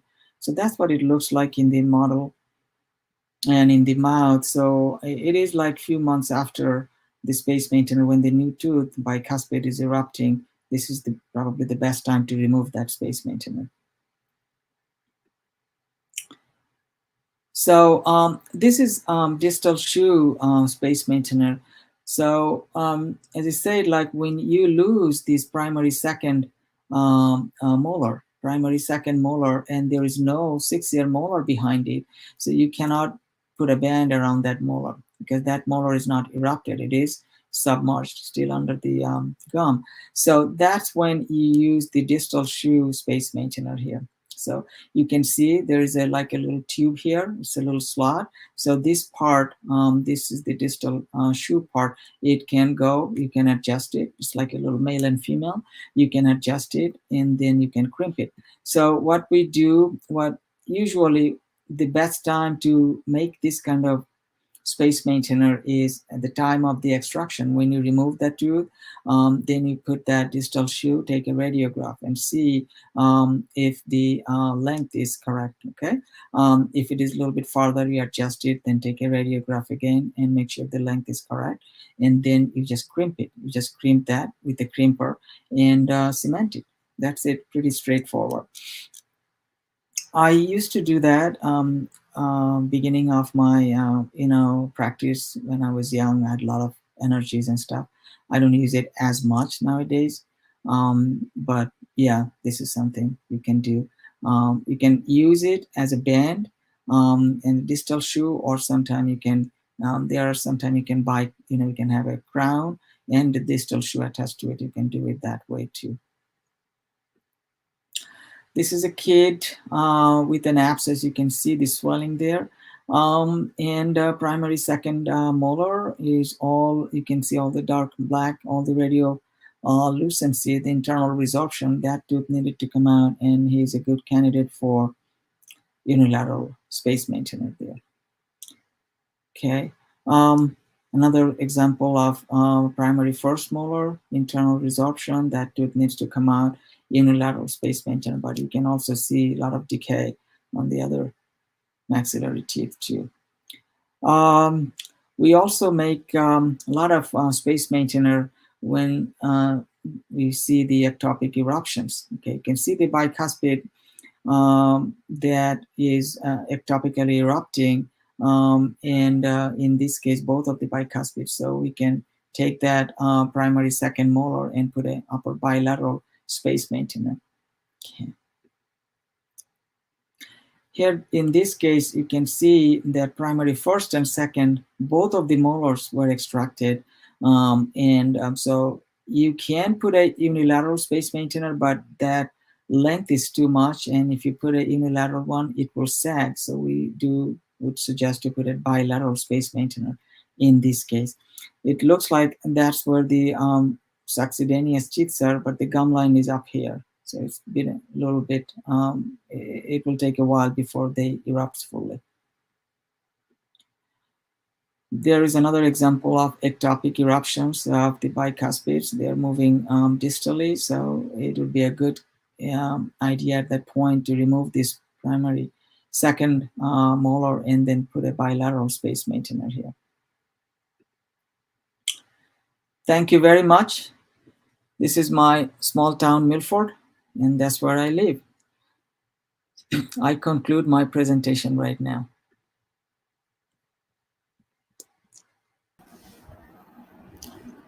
Thank you, sir. Thank you so much for your wonderful presentation. You covered almost total topic of pediatric dentistry by this very short time, and for sure we are interested to have you again and again to share your clinical knowledge. That will be helpful for us. Right now, this is the time for hearing from our panel of experts. And I think all of the viewers and all of the panel experts enjoyed a lot your presentation. The presentation was so informative. So first of all, I am requesting Dr. Ali Akbar Palan, Assistant Professor, Department of Pediatric Dentistry, Dhaka Dental College, to express your views about this outstanding presentation. Dr. Muhammad Ali Akbar Palan. Dr. Muhammad Ali Akbar Palan. Thanks, Dr. Ikramul Ahmed. Actually, this is a wonderful presentation, and I like to thank our honorable presenter, Dr. Noor Shamim. Actually, he is very knowledgeous on pediatric dentistry, and actually, no doubtly, it's a wonderful presentation from his side. And I like to thanks our moderator. He was COVID positive for last couple of weeks. Thanks to Almighty Allah, and he passed a very crucial time with his family member. Now he's a little bit okay, and now today he's with us, and he's doing a very good moderation. And I like to thanks our honorable principal sir. He's always very academic friendly and student friendly principal of Dhaka Dental College. He actually changed the atmosphere of Dhaka Dental College for a good academic environment. And thanks also to the panel expert, our honorable Mesama Daisy Madam, Sarwar sir, and our department head of the department. He's very actually was in very hard work to arrange this seminar. And I like to thanks from our department and all the students from our department who joined with us actually from the country and abroad, and all the dental surgeons of Bangladesh who actually attended this seminar. Actually, Noor Shamim sir actually covered all of the sector, all of the segment of pediatric dentistry, what is practicing all over the world in the world. Actually, it's a very nice presentation. Little bit actually he escaped, but maybe this time was very short. This is why he cannot cover all the segment of pediatric dentistry. But I have a very little query. Actually, I can understand his seminar is very well. I think it is very helpful for our students, especially who are studying the pediatric dentistry in Bangladesh. And here's some recommendation for our principal. Also, I hope our principal will take care of this type of this recommendation from Shamim sir in the future. Actually, we will see the fruitful result from his side. And I have a question. Sorry for the long discussion. Actually, in case of direct pulp clipping, direct pulp clipping, you actually you are practicing says that you actually for the case selection is very good. But what type of lining actually you want to use, the calcium hydroxide or the MTA? What type of materials is it preferred or molecule is preferred in United States? Actually, mostly it is MTA or the calcium hydroxide or the biodentin, or what type of materials are available and what are actually extensively used in actually United States for the direct pulp capping. Okay, I just want to clarify that usually we don't do direct pulp capping on primary teeth. Okay. We do direct pulp capping on permanent teeth, permanent molars. For permanent molars or permanent anteriors, whatever it is, we can use calcium hydroxide. We can use glass ionomer cement. We can use MTA. As I said, MTA is a little more expensive. There are other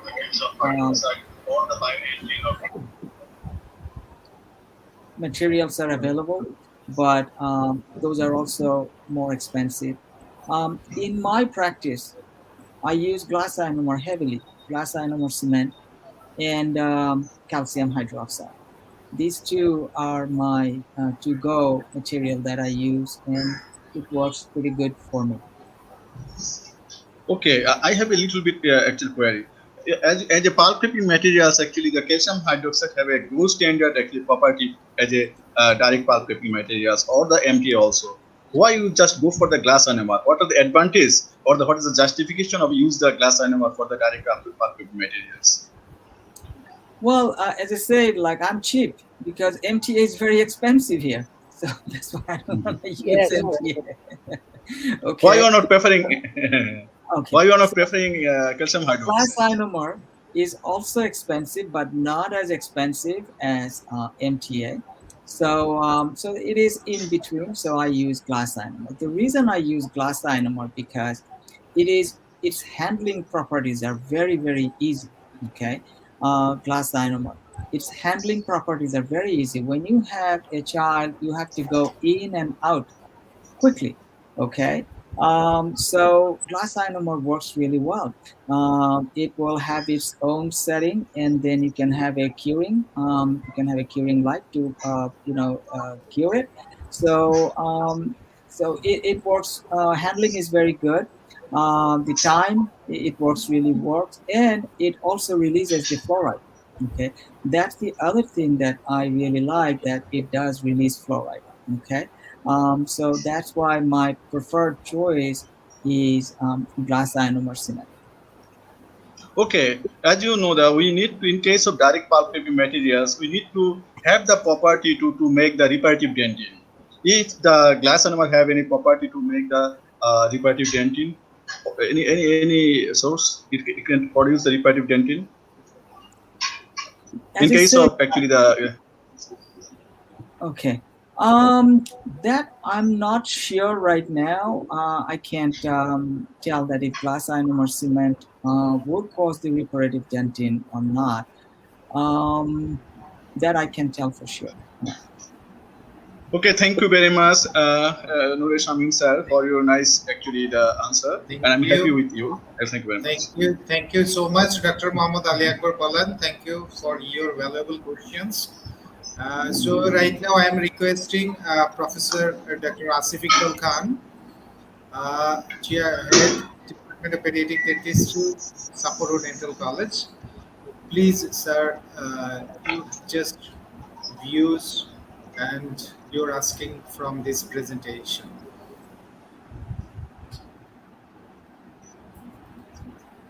Good evening, everybody, and Dr. Noor Shamim, for your wonderful presentation.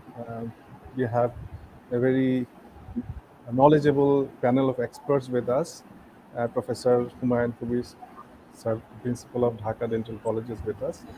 And this was very informative, very educational, particularly for the students who are like in the audience. And of course, it's giving us a overview of how pediatric dentistry is going about in the United States. I have just a few inquiries about.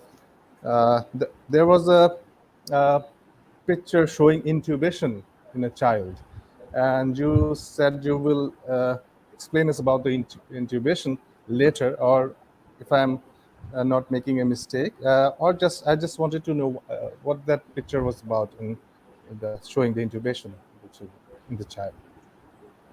And Okay. second question, I will come later, please. Yeah. Okay. Yeah. Usually, when I go and do my cases, my anesthesiologist, they know that I'm doing the oral rehab in the mouth. So if they do put a ET tube through their mouth, it is workable, but it is difficult. So I have to move from one side, and after the tube is on right side, then I have to work on the left side. And then after I'm done with the left side, then they have to move the tube to the left, and then I work on the right side. It's just a little hassle. Okay, so I want them to put the tube through the nose.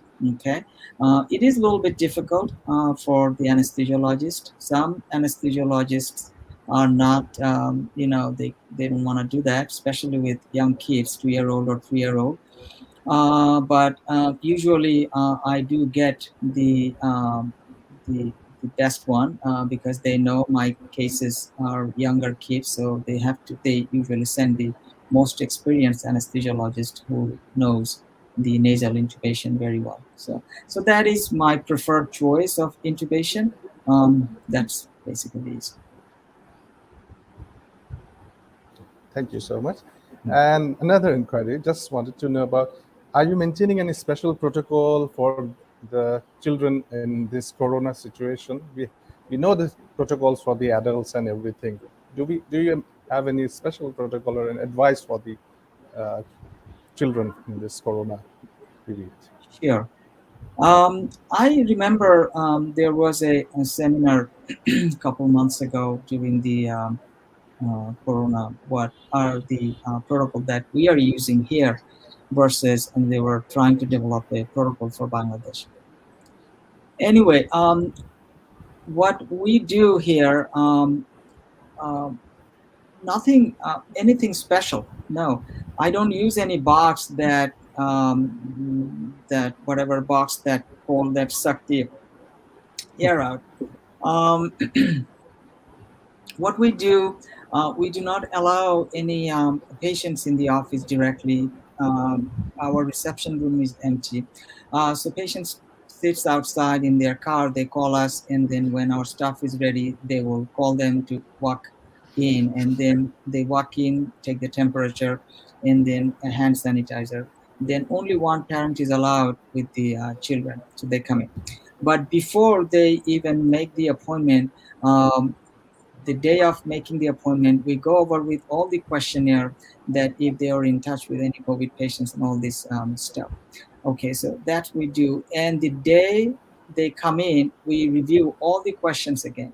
And if we find the temperature is a little bit high, and then we will not see the patients. We will let them go. Okay, so that's one thing. So they come in, everybody needs to be masked up, the parents and the kid. And what I do in our practice, and most of us they do, we use the N95 or KN95. That is a fitted mask that we use.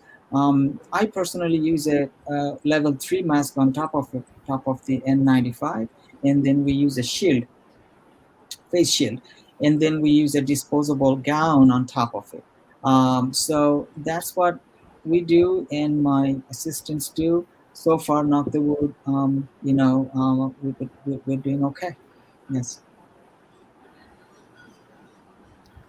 Thank you so much. That was a good learning education for. Thank you very much.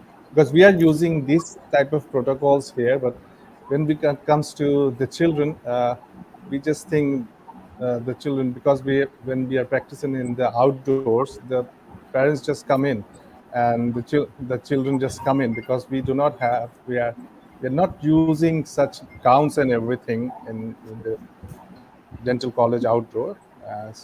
But in the private setting, we could use it. We are using all sorts of protection, not in there. So thank you very much. Sure. Thank you. So one other thing that I would just mention, that usually when I go to the office, I change my clothes. So I use the office attire, scrubs, and everything. And then after I'm done, end of the day, I leave my scrubs and everything in the office. I don't bring it back home. Okay, so and then I change again with my regular clothes, and then come out of the office. Thank you. Thank you so Thank much, you, sir. Professor Dr. Asif Iqbal Khan, for your valuable questions.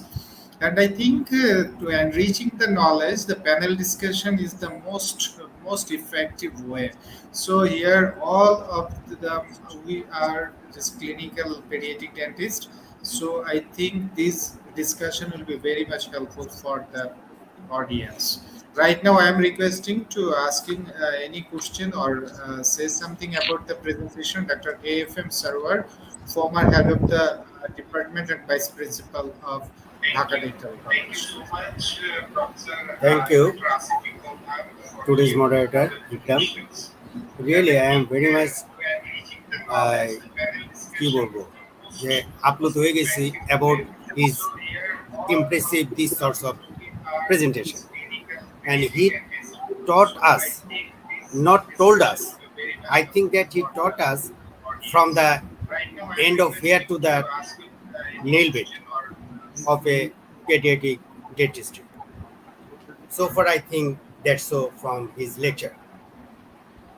Just one question. Nowadays, just to teach our student about pharmacological pulse therapy, we always teaching this, but nowadays it is totally, hopefully, absolute from these sorts of treatment. In one slide, I saw that he told about pharmacological, MTA, zinc oxidizole, calcium hydroxide regarding pulse therapy, which is more better for economic side of any country, like our developing country or a little bit developed country. And another question, are there any management, pharmacological management regarding children as well as special care needs. Thank you, Shamim. Thank you. Oh, sure. To answer your first question, um, you see, I was trained with formocresol popotomies.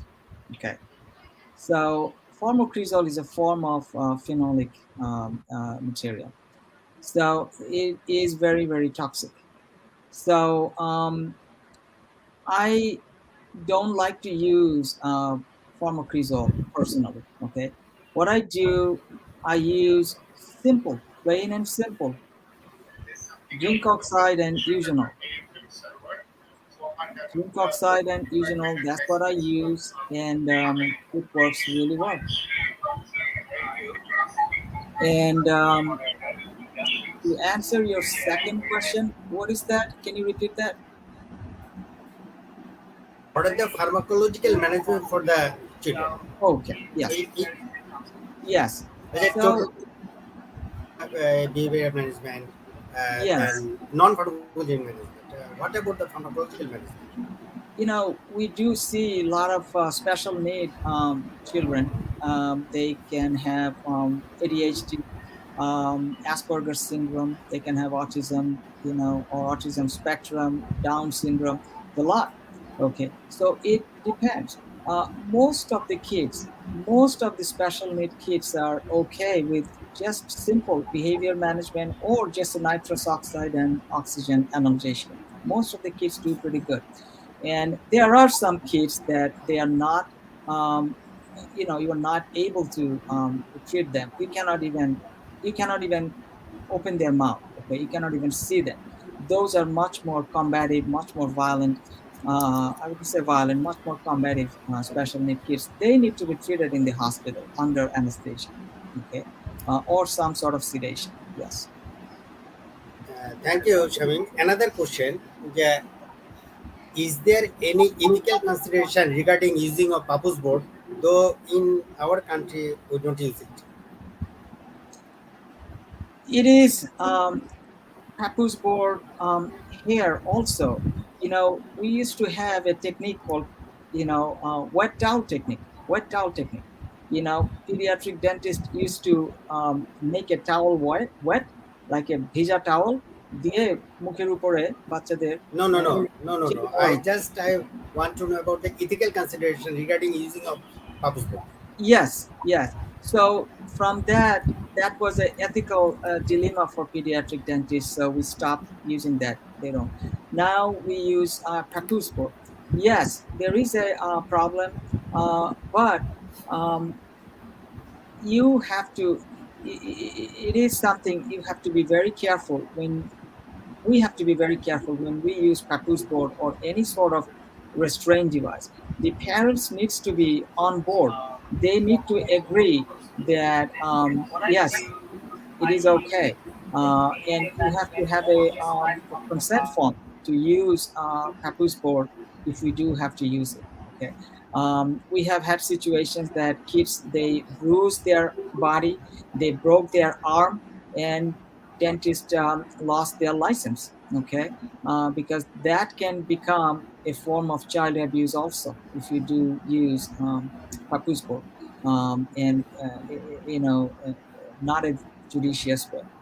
So yes, there is an ethical dilemma. A lot of dentists don't want to use it. It depends. As I said, like, I don't like it as much. Thanks a Thank lot, you, Shamim. sir. Thank you, sir. Thank you so much. Thank you so much for your kind questions. Noure Shamim, sir, may I have one question, sir? As I also work in pediatric dentistry department, so two issues. Whenever you just go for arresting caries by SDF, so we know the most unpleasant activities is it causes discoloration. So how frequently in your daily practice you use it in anterior tooth? That is number one question. And another question, how frequently in United States preform zirconia crown is used in primary dentition? Okay, thank you. So the question is how often I use SDF. So to answer your question, very seldom. I don't use it as much because of the problem of discoloration. When I show them some pictures that it may look like that, most of my parents don't agree with that. Okay, so that is my answer. I don't use it as much. Very rarely I would use it. If I do have to, for mostly for posterior molar areas. Um, I use it once a month when I have to use it. Okay, and there are also there is a little bit of a technique involved how we do that. Use the cotton rolls, make sure everything is properly isolated so that it's not touching the lips or other gums, because it can discolor the gum too. And how you dispose of that that little compule. So those are the things that got to be careful, but not as much, as I said. What is the next question? Actually, in your daily practice for primary dentition, do you use preform zirconia crown? Oh, I see. Okay. Zirconia crown, I don't. I don't use the zirconia crown, but I do use strip crown. Okay. The same reason I don't use zirconia crown, because they are expensive. Okay. And I practice in a rural area. Basically, it's a rural area, suburban rural area. These people are not very wealthy. Okay. They are working class people.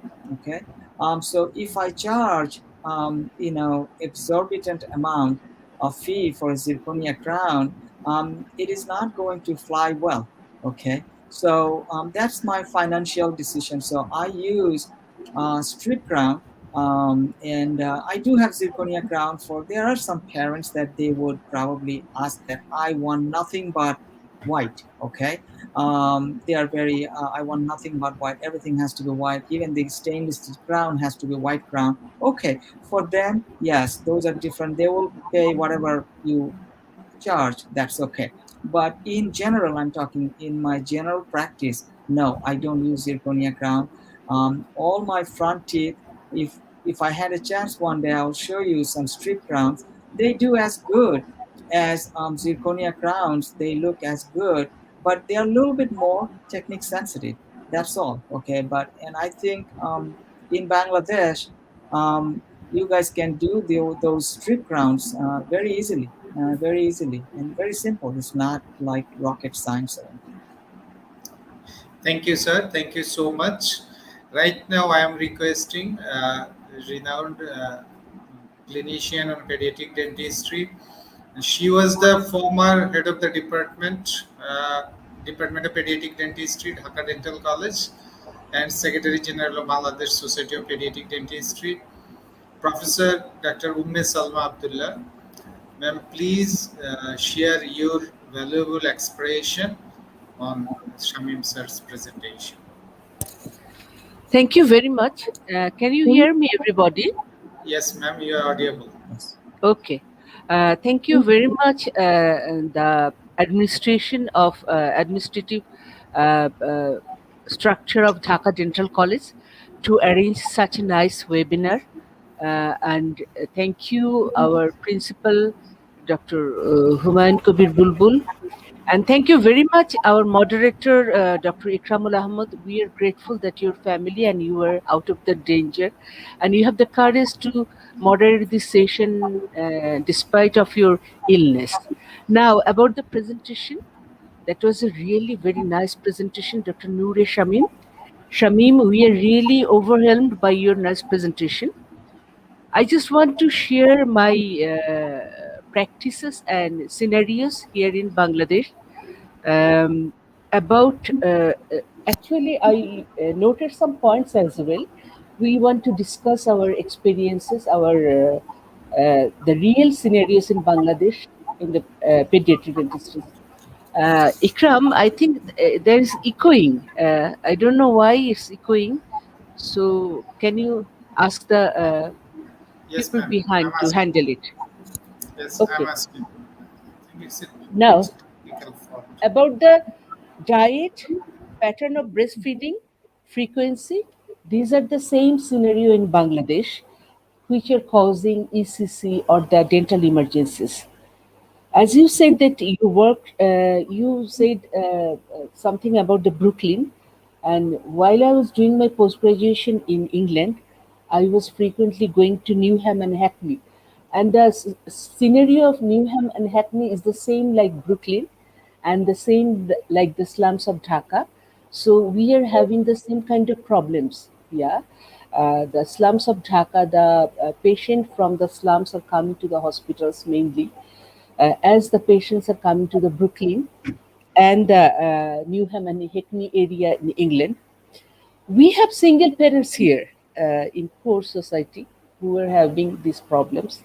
But nowadays, what is more challenging is that the elite society are facing the same way. The elite professional society, perhaps the mother is doing his post graduation in dentistry or gynae, particularly in dentistry, their children are suffering from the same kind of dental problems. Most of the time, they are professionally so engaged that the father or mother, one person is taking care, or sometimes both the parents are professionally so much engaged that the children coming to our hospital or our clinic are showing the same kind of dental condition like the poor people or single parents. And about water, salt, and rice fluoridation or vitamin giving, I always say whenever I have opportunity to talk the policymaker that in Bangladesh we can put anything additive like fluoride in water, in salt, in rice due to the humidity of our country, the food habit, taking rice frequently, salt and water because we do sweat frequently, so we take water more frequently. Still in Bangladesh, water is the most popular drinks, despite of the Coke and other things, the fizzy drinks. So I'm damn against the fluoridation of water, salt or rice or any kind of additive like vitamins or omega things in our countries. And about Ikram asked about the silver diamond fluoride. It's getting popularity in the private practices, and despite the ugly appearance of the black staining, the guardians sometimes prefer to have that silver diamond. But I know what kind of bullying they are facing in the schools, so the guardian should be more um, concerned about their children. They are not bothering, but in our country, even the posh schools, the children are getting subjected to bullying. Now, about the thumb sucking, we used to prevent thumb sucking here, not the bitter varnish or something like that. We use natural producers like bitter gourd or something like that to discourage the children from thumb sucking. And about the pacifier and the uh, CP bottles, CP cups is getting very popular. It's a very negative sign there. They are using sweetened pacifier. The Not only using the pacifier, using the sweetened pacifier is getting very popular here. And CP cup, personally, when I was traveling with my son, I used to give him sippy cups, but with plain water, not even sweetened water. So, but most of the time, the guardians, even the dental surgeons, are not carrying sippy cups without sweetened things. So, these things we should encourage, should teach our parents about that. And now about the ECC, yes, ECC is getting worse in our country. We most of the time we found that children under 1 year having severe early childhood caries in the hospitals, from the slum, uh, fr- uh, uh, uh, from the rich family as well, even before their first year of life, before the first birthday, they're coming with severe ECC. I was in a heliotrops. That is called Quantum Foundation. I went there. I found so much ECC patients that they are having their alveolus properly destroyed. And about what you said about Telchudu practices, yes, it is well practiced in Bangladesh. Even our students from the final year, they are practicing Telchudu.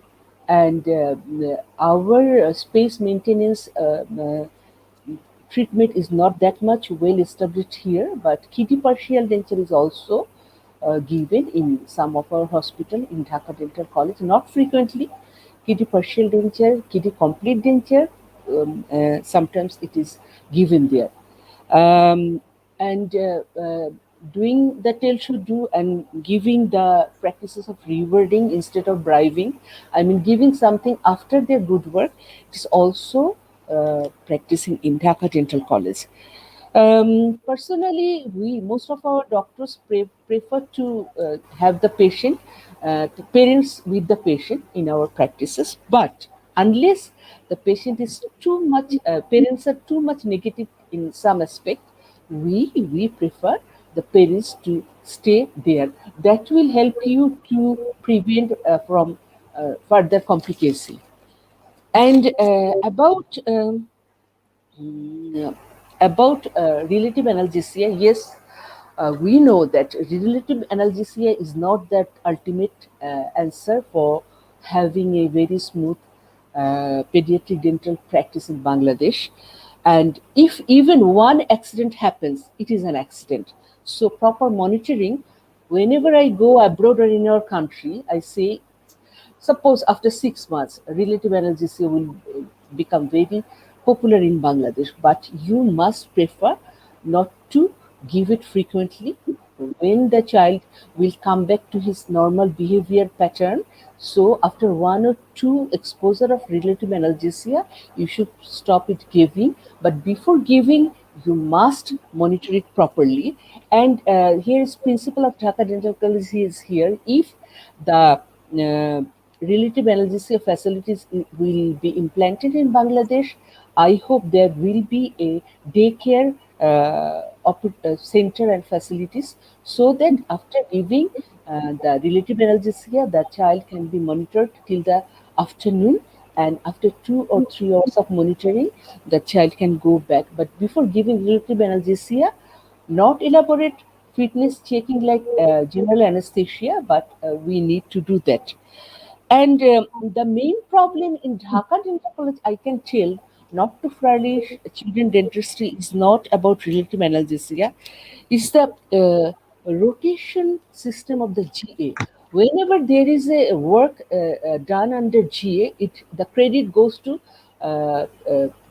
maxillofacial surgery.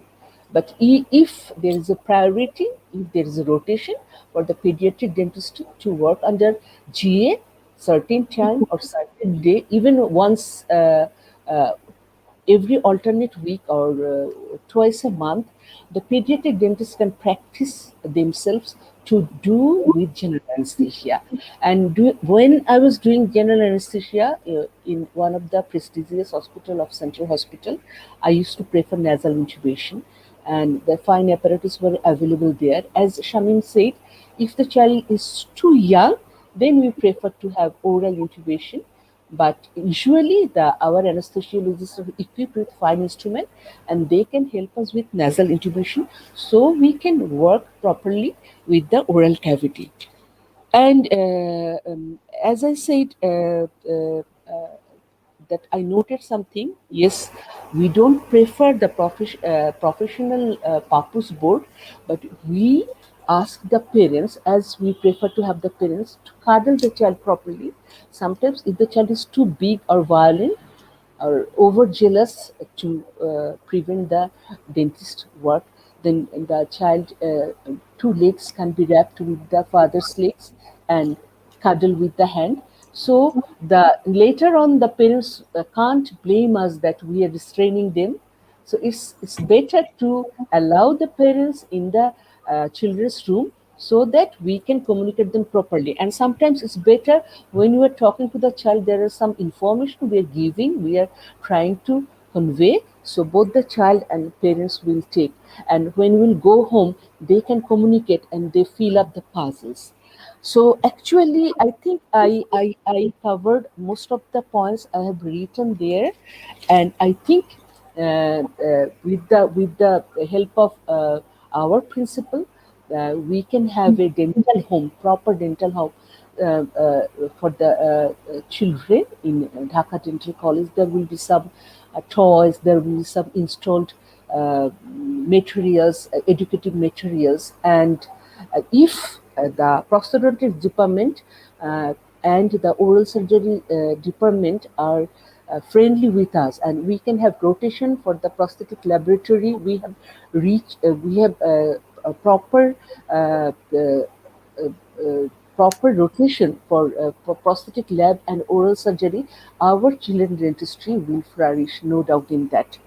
Finally, I say that I was really impressed by Shamin's the design, nicely designed and impressive space maintainer. I think after this COVID, we will arrange an hands-on, spatially, particularly starting with that nice um, space maintainer. And that will open a new era in dentistry in Bangladesh for our dental students, undergraduate and postgraduate. Thank you again, Shamim. Thank you very much. Big hand for Thank you. you. Thank Thank you. you. Thank you so much. Thank you so much, madam, for your speech. Actually, this program is webcast in social media, so here is lots of questions. I think, but here is a limitation of timing. Already we crosses 2 hours. So one question is asked by Dr. Anupam Poddar. He just asked, what are the perio-related diseases and treatment modalities in pediatric dentistry? Actually, how frequently the periodontal problems we faced in pediatric dentistry?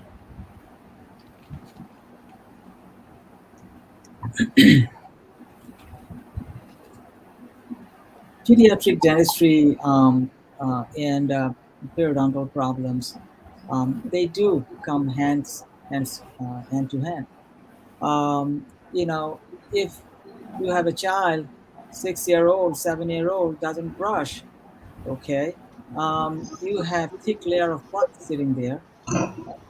So you will have a lot of gingivitis, gingival issues, and then you will have a lot of cavity problems, and it can lead to the periodontal problems as well. Okay, but the thing is,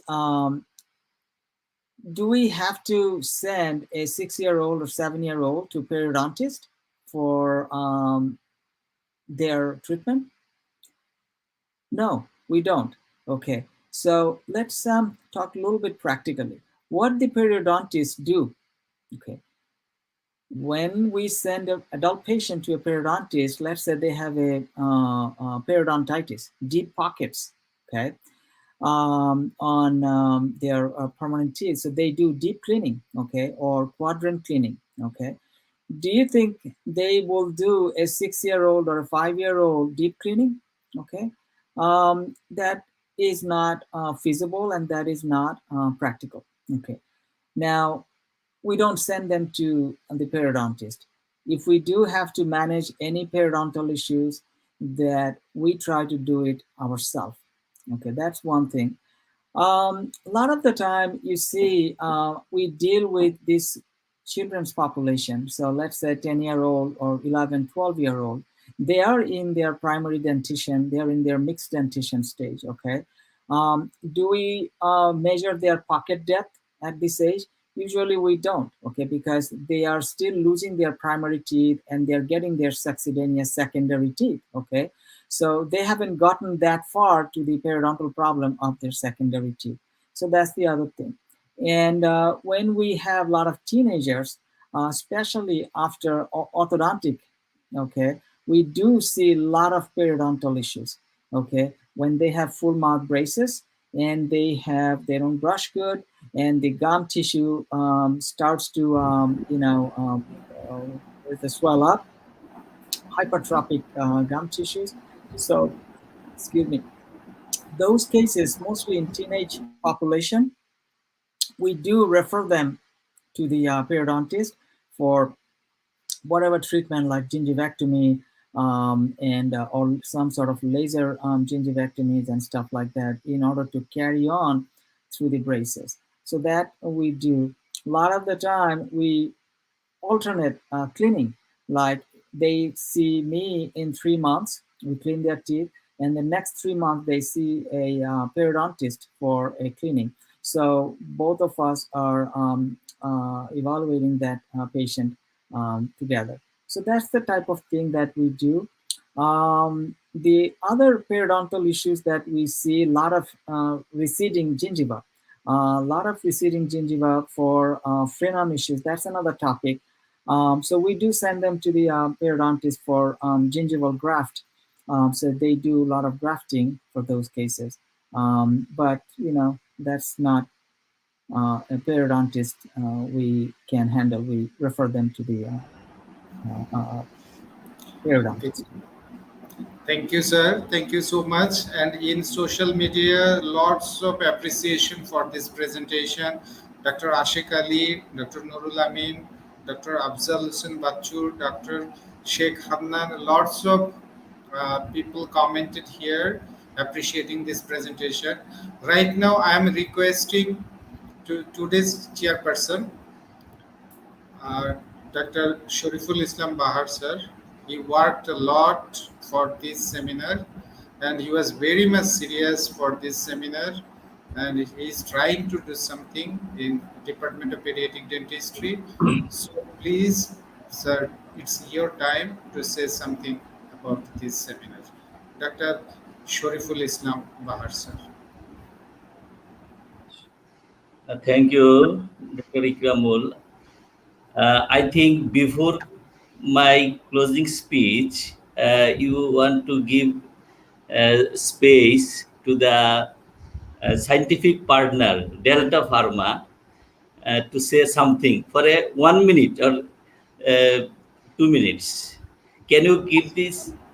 Okay, floor? sir. Just Delta Pharma. Okay, no problem.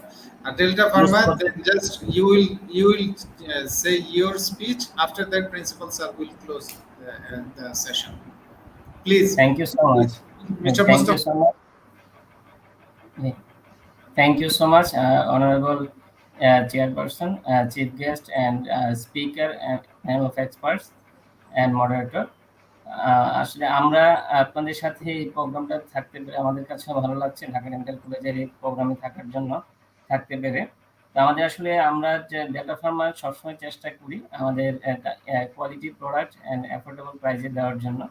আমরা সেই সুবাদেই আপনাদের সাথে আজকে দুটো product নিয়ে আমরা ছিলাম। একটা ছিল ওফেক্স, দ্যাট ইজ সেফিক্সিন, আমাদের 200, 400 এবং পিএফএস তিনটে স্ট্রেন্থে আছে। আমাদের পিএফএস এর মধ্যে 100 মিলিগ্রাম পার 5 ml এবং 200 মিলিগ্রাম পার 5 ml এটাও আছে, এবং পাশাপাশি আমাদের স্ট্যাক্সিম আছে। আমাদের ওফেক্স 200 হচ্ছে অনলি 25 টাকা পার ক্যাপসুল, 400 হচ্ছে অনলি 40 টাকা, আর পিএফএসটা আমরা অনলি 195 টাকায় দিচ্ছি, এবং ডিএসজিটা সেটা দিচ্ছে হচ্ছে 300 টাকায়।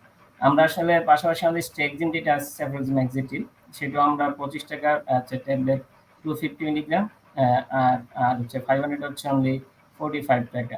আমাদের পিএফএস যেটা আছে 150 মিলিগ্রাম পার 5 ml, সেটা হচ্ছে অনলি 175 টাকা। আমরা আসলে চেষ্টা করি দুইটা প্রোডাক্টই আমাদের বায়োইকুইভ্যালেন্ট করা আছে। আমাদের ডেল্টা ফার্মার বায়োইকুইভ্যালেন্ট করা দুটো ব্র্যান্ড, অ্যান্টিবায়োটিক দুটোই। আমরা আপনাদের সাথে সংযুক্ত থাকতে পেরে আমাদের কাছে আমরা অত্যন্ত খুশি এবং আনন্দিত।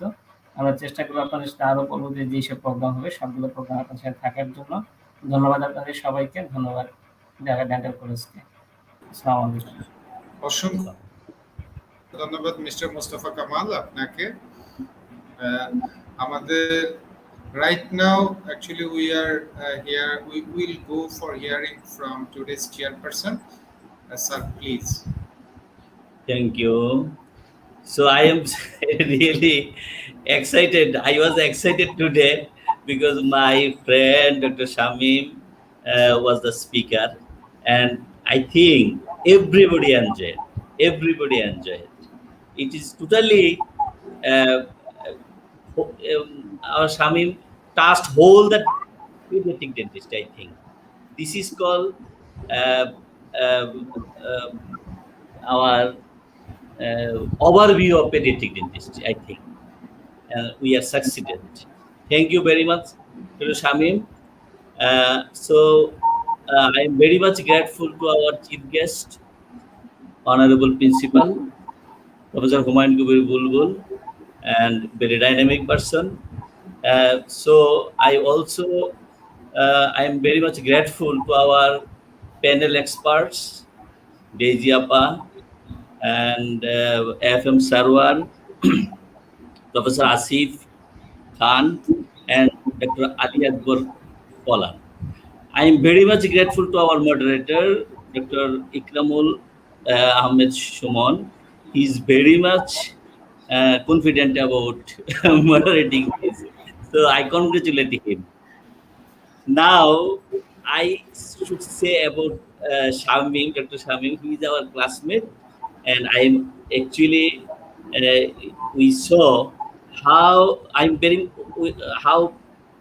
beautifully and methodically he presented the speech. He presented the presentation. Now, I should utter another word about him because he is the son of great parliamentarian late Shahabuddin Ahmed, and he was very close to our national father Bangabandhu Sheikh Mujibur Rahman. Needless to say this. That's why I'm also telling about Shamim. He is very much friendly, and he was man of personality as a whole. At the last, I should say that we should invite him more and more. Then it will fulfill our session. Otherwise, it will not fulfill. Actually, a few years ago, I had an intention to conversation or to exchange views to arrange such a program with him, and at last we have succeeded. Thank you, Shamir. Thanks, my dearest friend. I also I am also grateful to our scientific partner, that is Delta Pharma, and Medivoice, our media partner. Thank you, everyone. Thanks all. Thank you very much. Thank you, sir. Thank you so much. I think your effort has a great success because I think everyone enjoyed, and in social media there is lots of appreciating comments. So I think it's a great webinar. Thank you, sir. Right now, this is the time for our chief guest. So, sir, I am again requesting you, humbly requesting you to close the session with your speech. And I think Dr. Nuresh Shamim will be again and again with us. I have a special request to him. We are interested to hear from you about management of young permanent tooth. Only on that topic we are interested to have a session. So I think I talked a lot.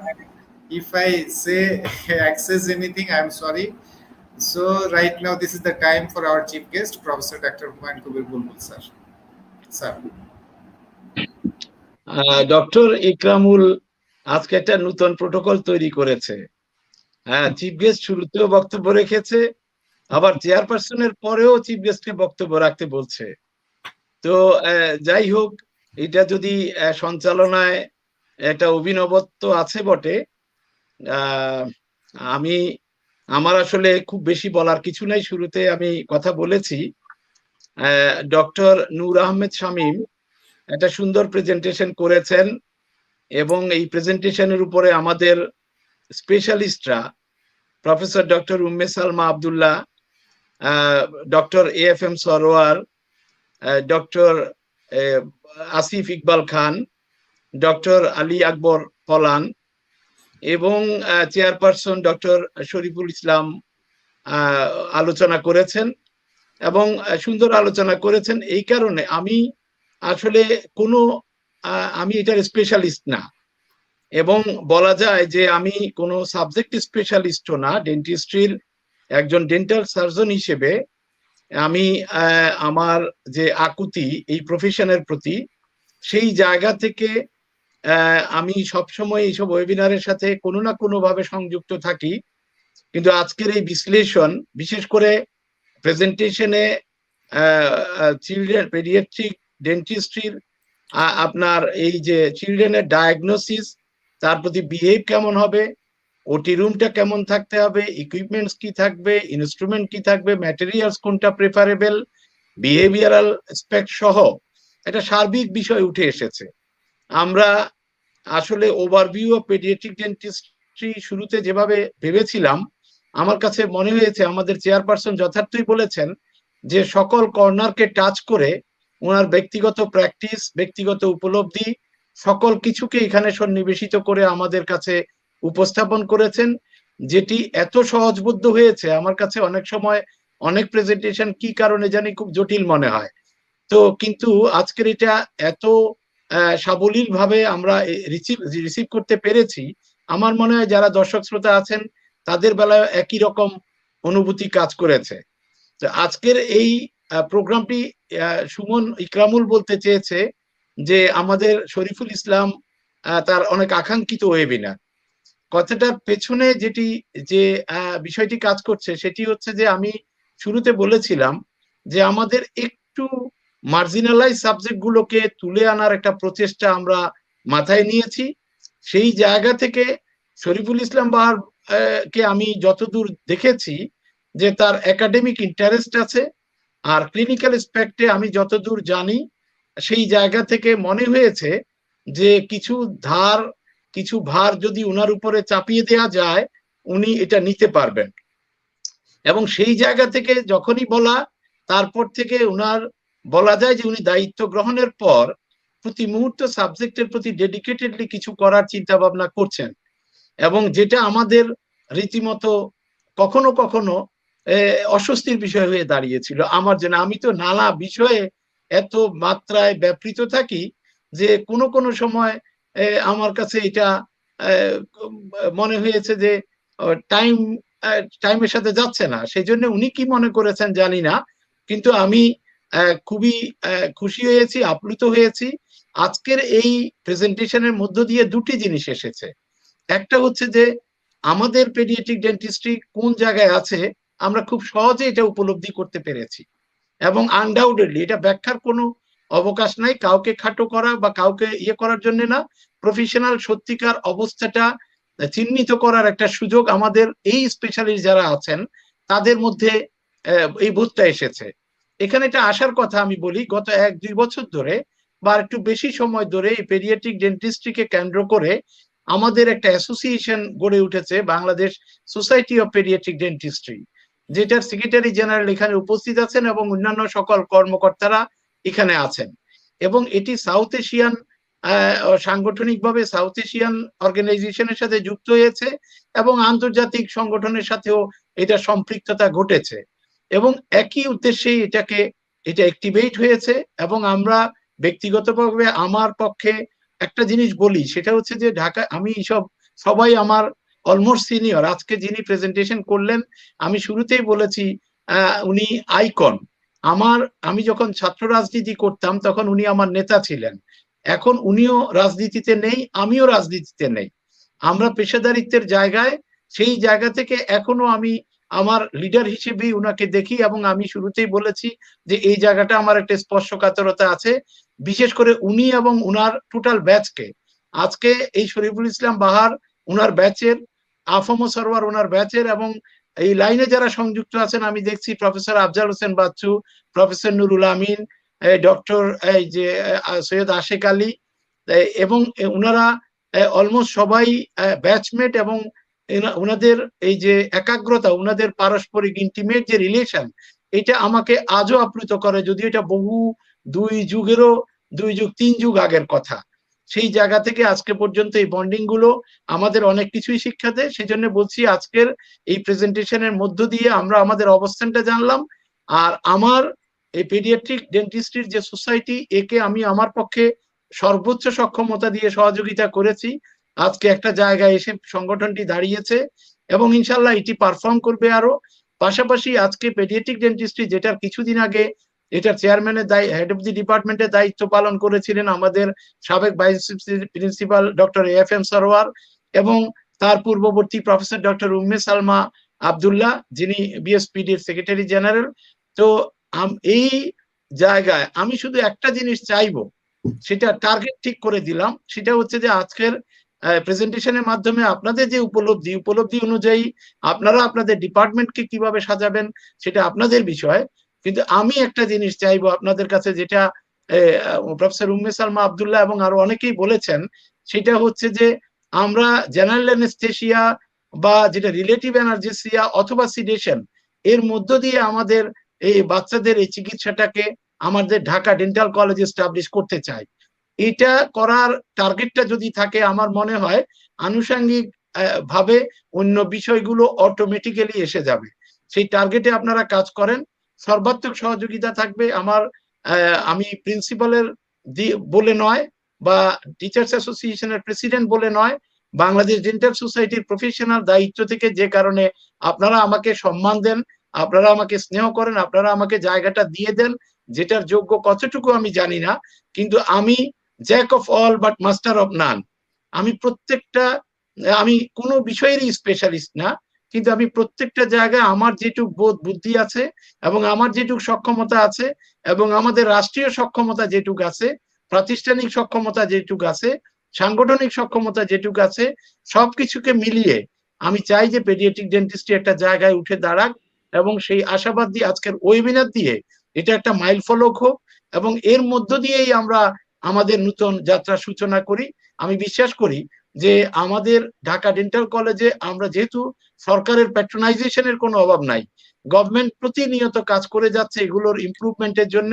স্বাস্থ্য সেক্টরে আপনার কোনো ক্ষেত্রে চিকিৎসক থেকে শুরু করে আপনার যন্ত্রপাতি থেকে শুরু করে অবকাঠামো থেকে শুরু করে কোনো কিছুতেই সরকার পিছপাও নেই, ড্রব্যাক নাই। বরঞ্চ আমরা যে এমডিজি অর্জন করেছি এবং এসডিজির জন্য কাজ করছি, সেই জায়গাগুলোতে স্বাস্থ্য ব্যবস্থাকেই মূল লক্ষ্য হিসেবে ধরা হয়েছে। তো সেই জায়গায় আমাদের কোনো অভাব অভিযোগের কোনো সুযোগ নাই, আমরা ইচ্ছা করলে এগুলো করতে পারি। এটার জন্য আমি একটা কথা প্রায় বলি এবং আজকেও বলতে বাধ্য হলাম, সেটা হচ্ছে যে সৃষ্টির একটা প্রসব বেদনা থাকে। এইটুক না নিতে পারলে কোনোটাই অ্যাচিভ করা যাবে না। আপনারা যা ভাবছেন, আপনারা যে জায়গায় নিয়ে যেতে চান, সেটার জন্য একটা বেদনা আছে, সেটাকে ওন করতে না পারলে, ডেডিকেটেডলি থাকতে না পারলে আপনারা এটা অ্যাচিভ করতে পারবেন না।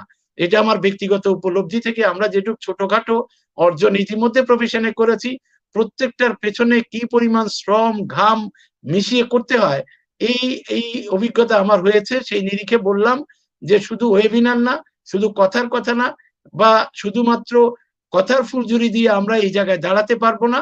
আমাদেরকে কাজ করতে হবে, ডেডিকেটেডলি কাজ করতে হবে, এবং সেই যাত্রাটা আজকে থেকে শুরু হোক। আমি শরীফুল ইসলামের নেতৃত্বে এই ডিপার্টমেন্টটা উদ্ভাসিত হোক।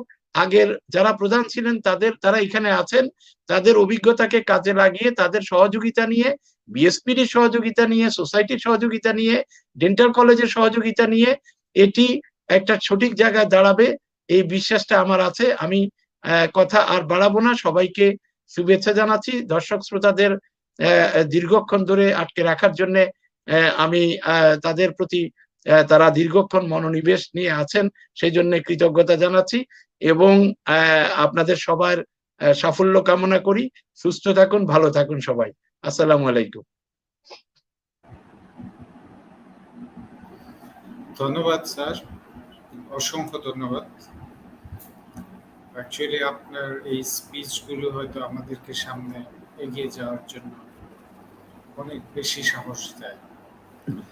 তো পেডিয়াট্রিক ডেন্টিস্ট্রির নেক্সট ওয়েবিনারে হয়তো আবারও মানে কোনো রিসোর্স পার্সন নিয়ে আমরা ঢাকা ডেন্টাল কলেজের পক্ষ থেকে আপনাদের সামনে হাজির হব। আমি ফাইনালি জাস্ট আমাদের আজকের স্পিকার ডক্টর নূরে শামীম স্যার, স্যার যদি দর্শকদের উদ্দেশ্যে কিছু বলতে চায় বলে শেষ করার জন্য অনুরোধ করছি। Thank you. আমি সবাইকে আমার অন্তঃস্থল থেকে ধন্যবাদ জানাই যারা এই ওয়েবিনারে জয়েন করেছেন, শুনেছেন আমার কথা একটু কষ্ট করে। তো আমি জানি না কতটুকু কি করতে পেরেছি, তো আমি চেষ্টা করেছি আর কি। হ্যাঁ,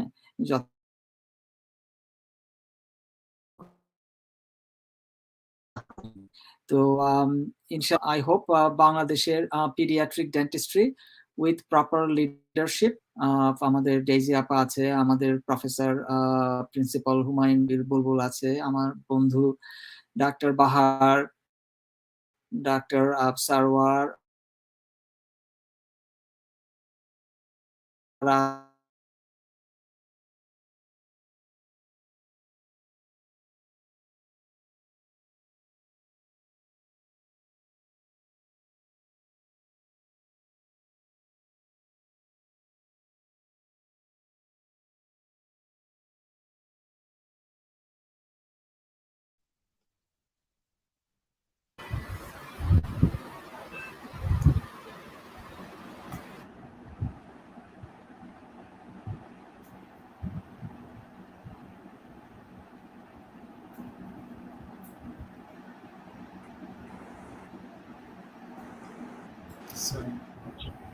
Shaim bhai most probably disconnected.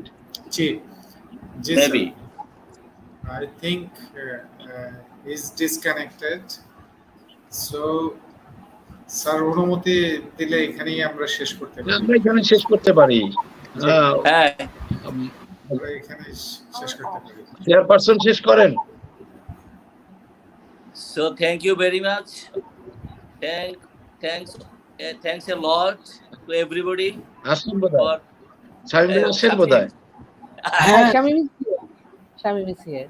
আচ্ছা, একটু ডিসকানেক্ট হয়ে গেছিল, সরি। জি, তো যেটা আমি বলতে চাচ্ছিলাম যে আমি একজন ছোটখাটো মানুষ, just I'm not in academics or anything, I just practice.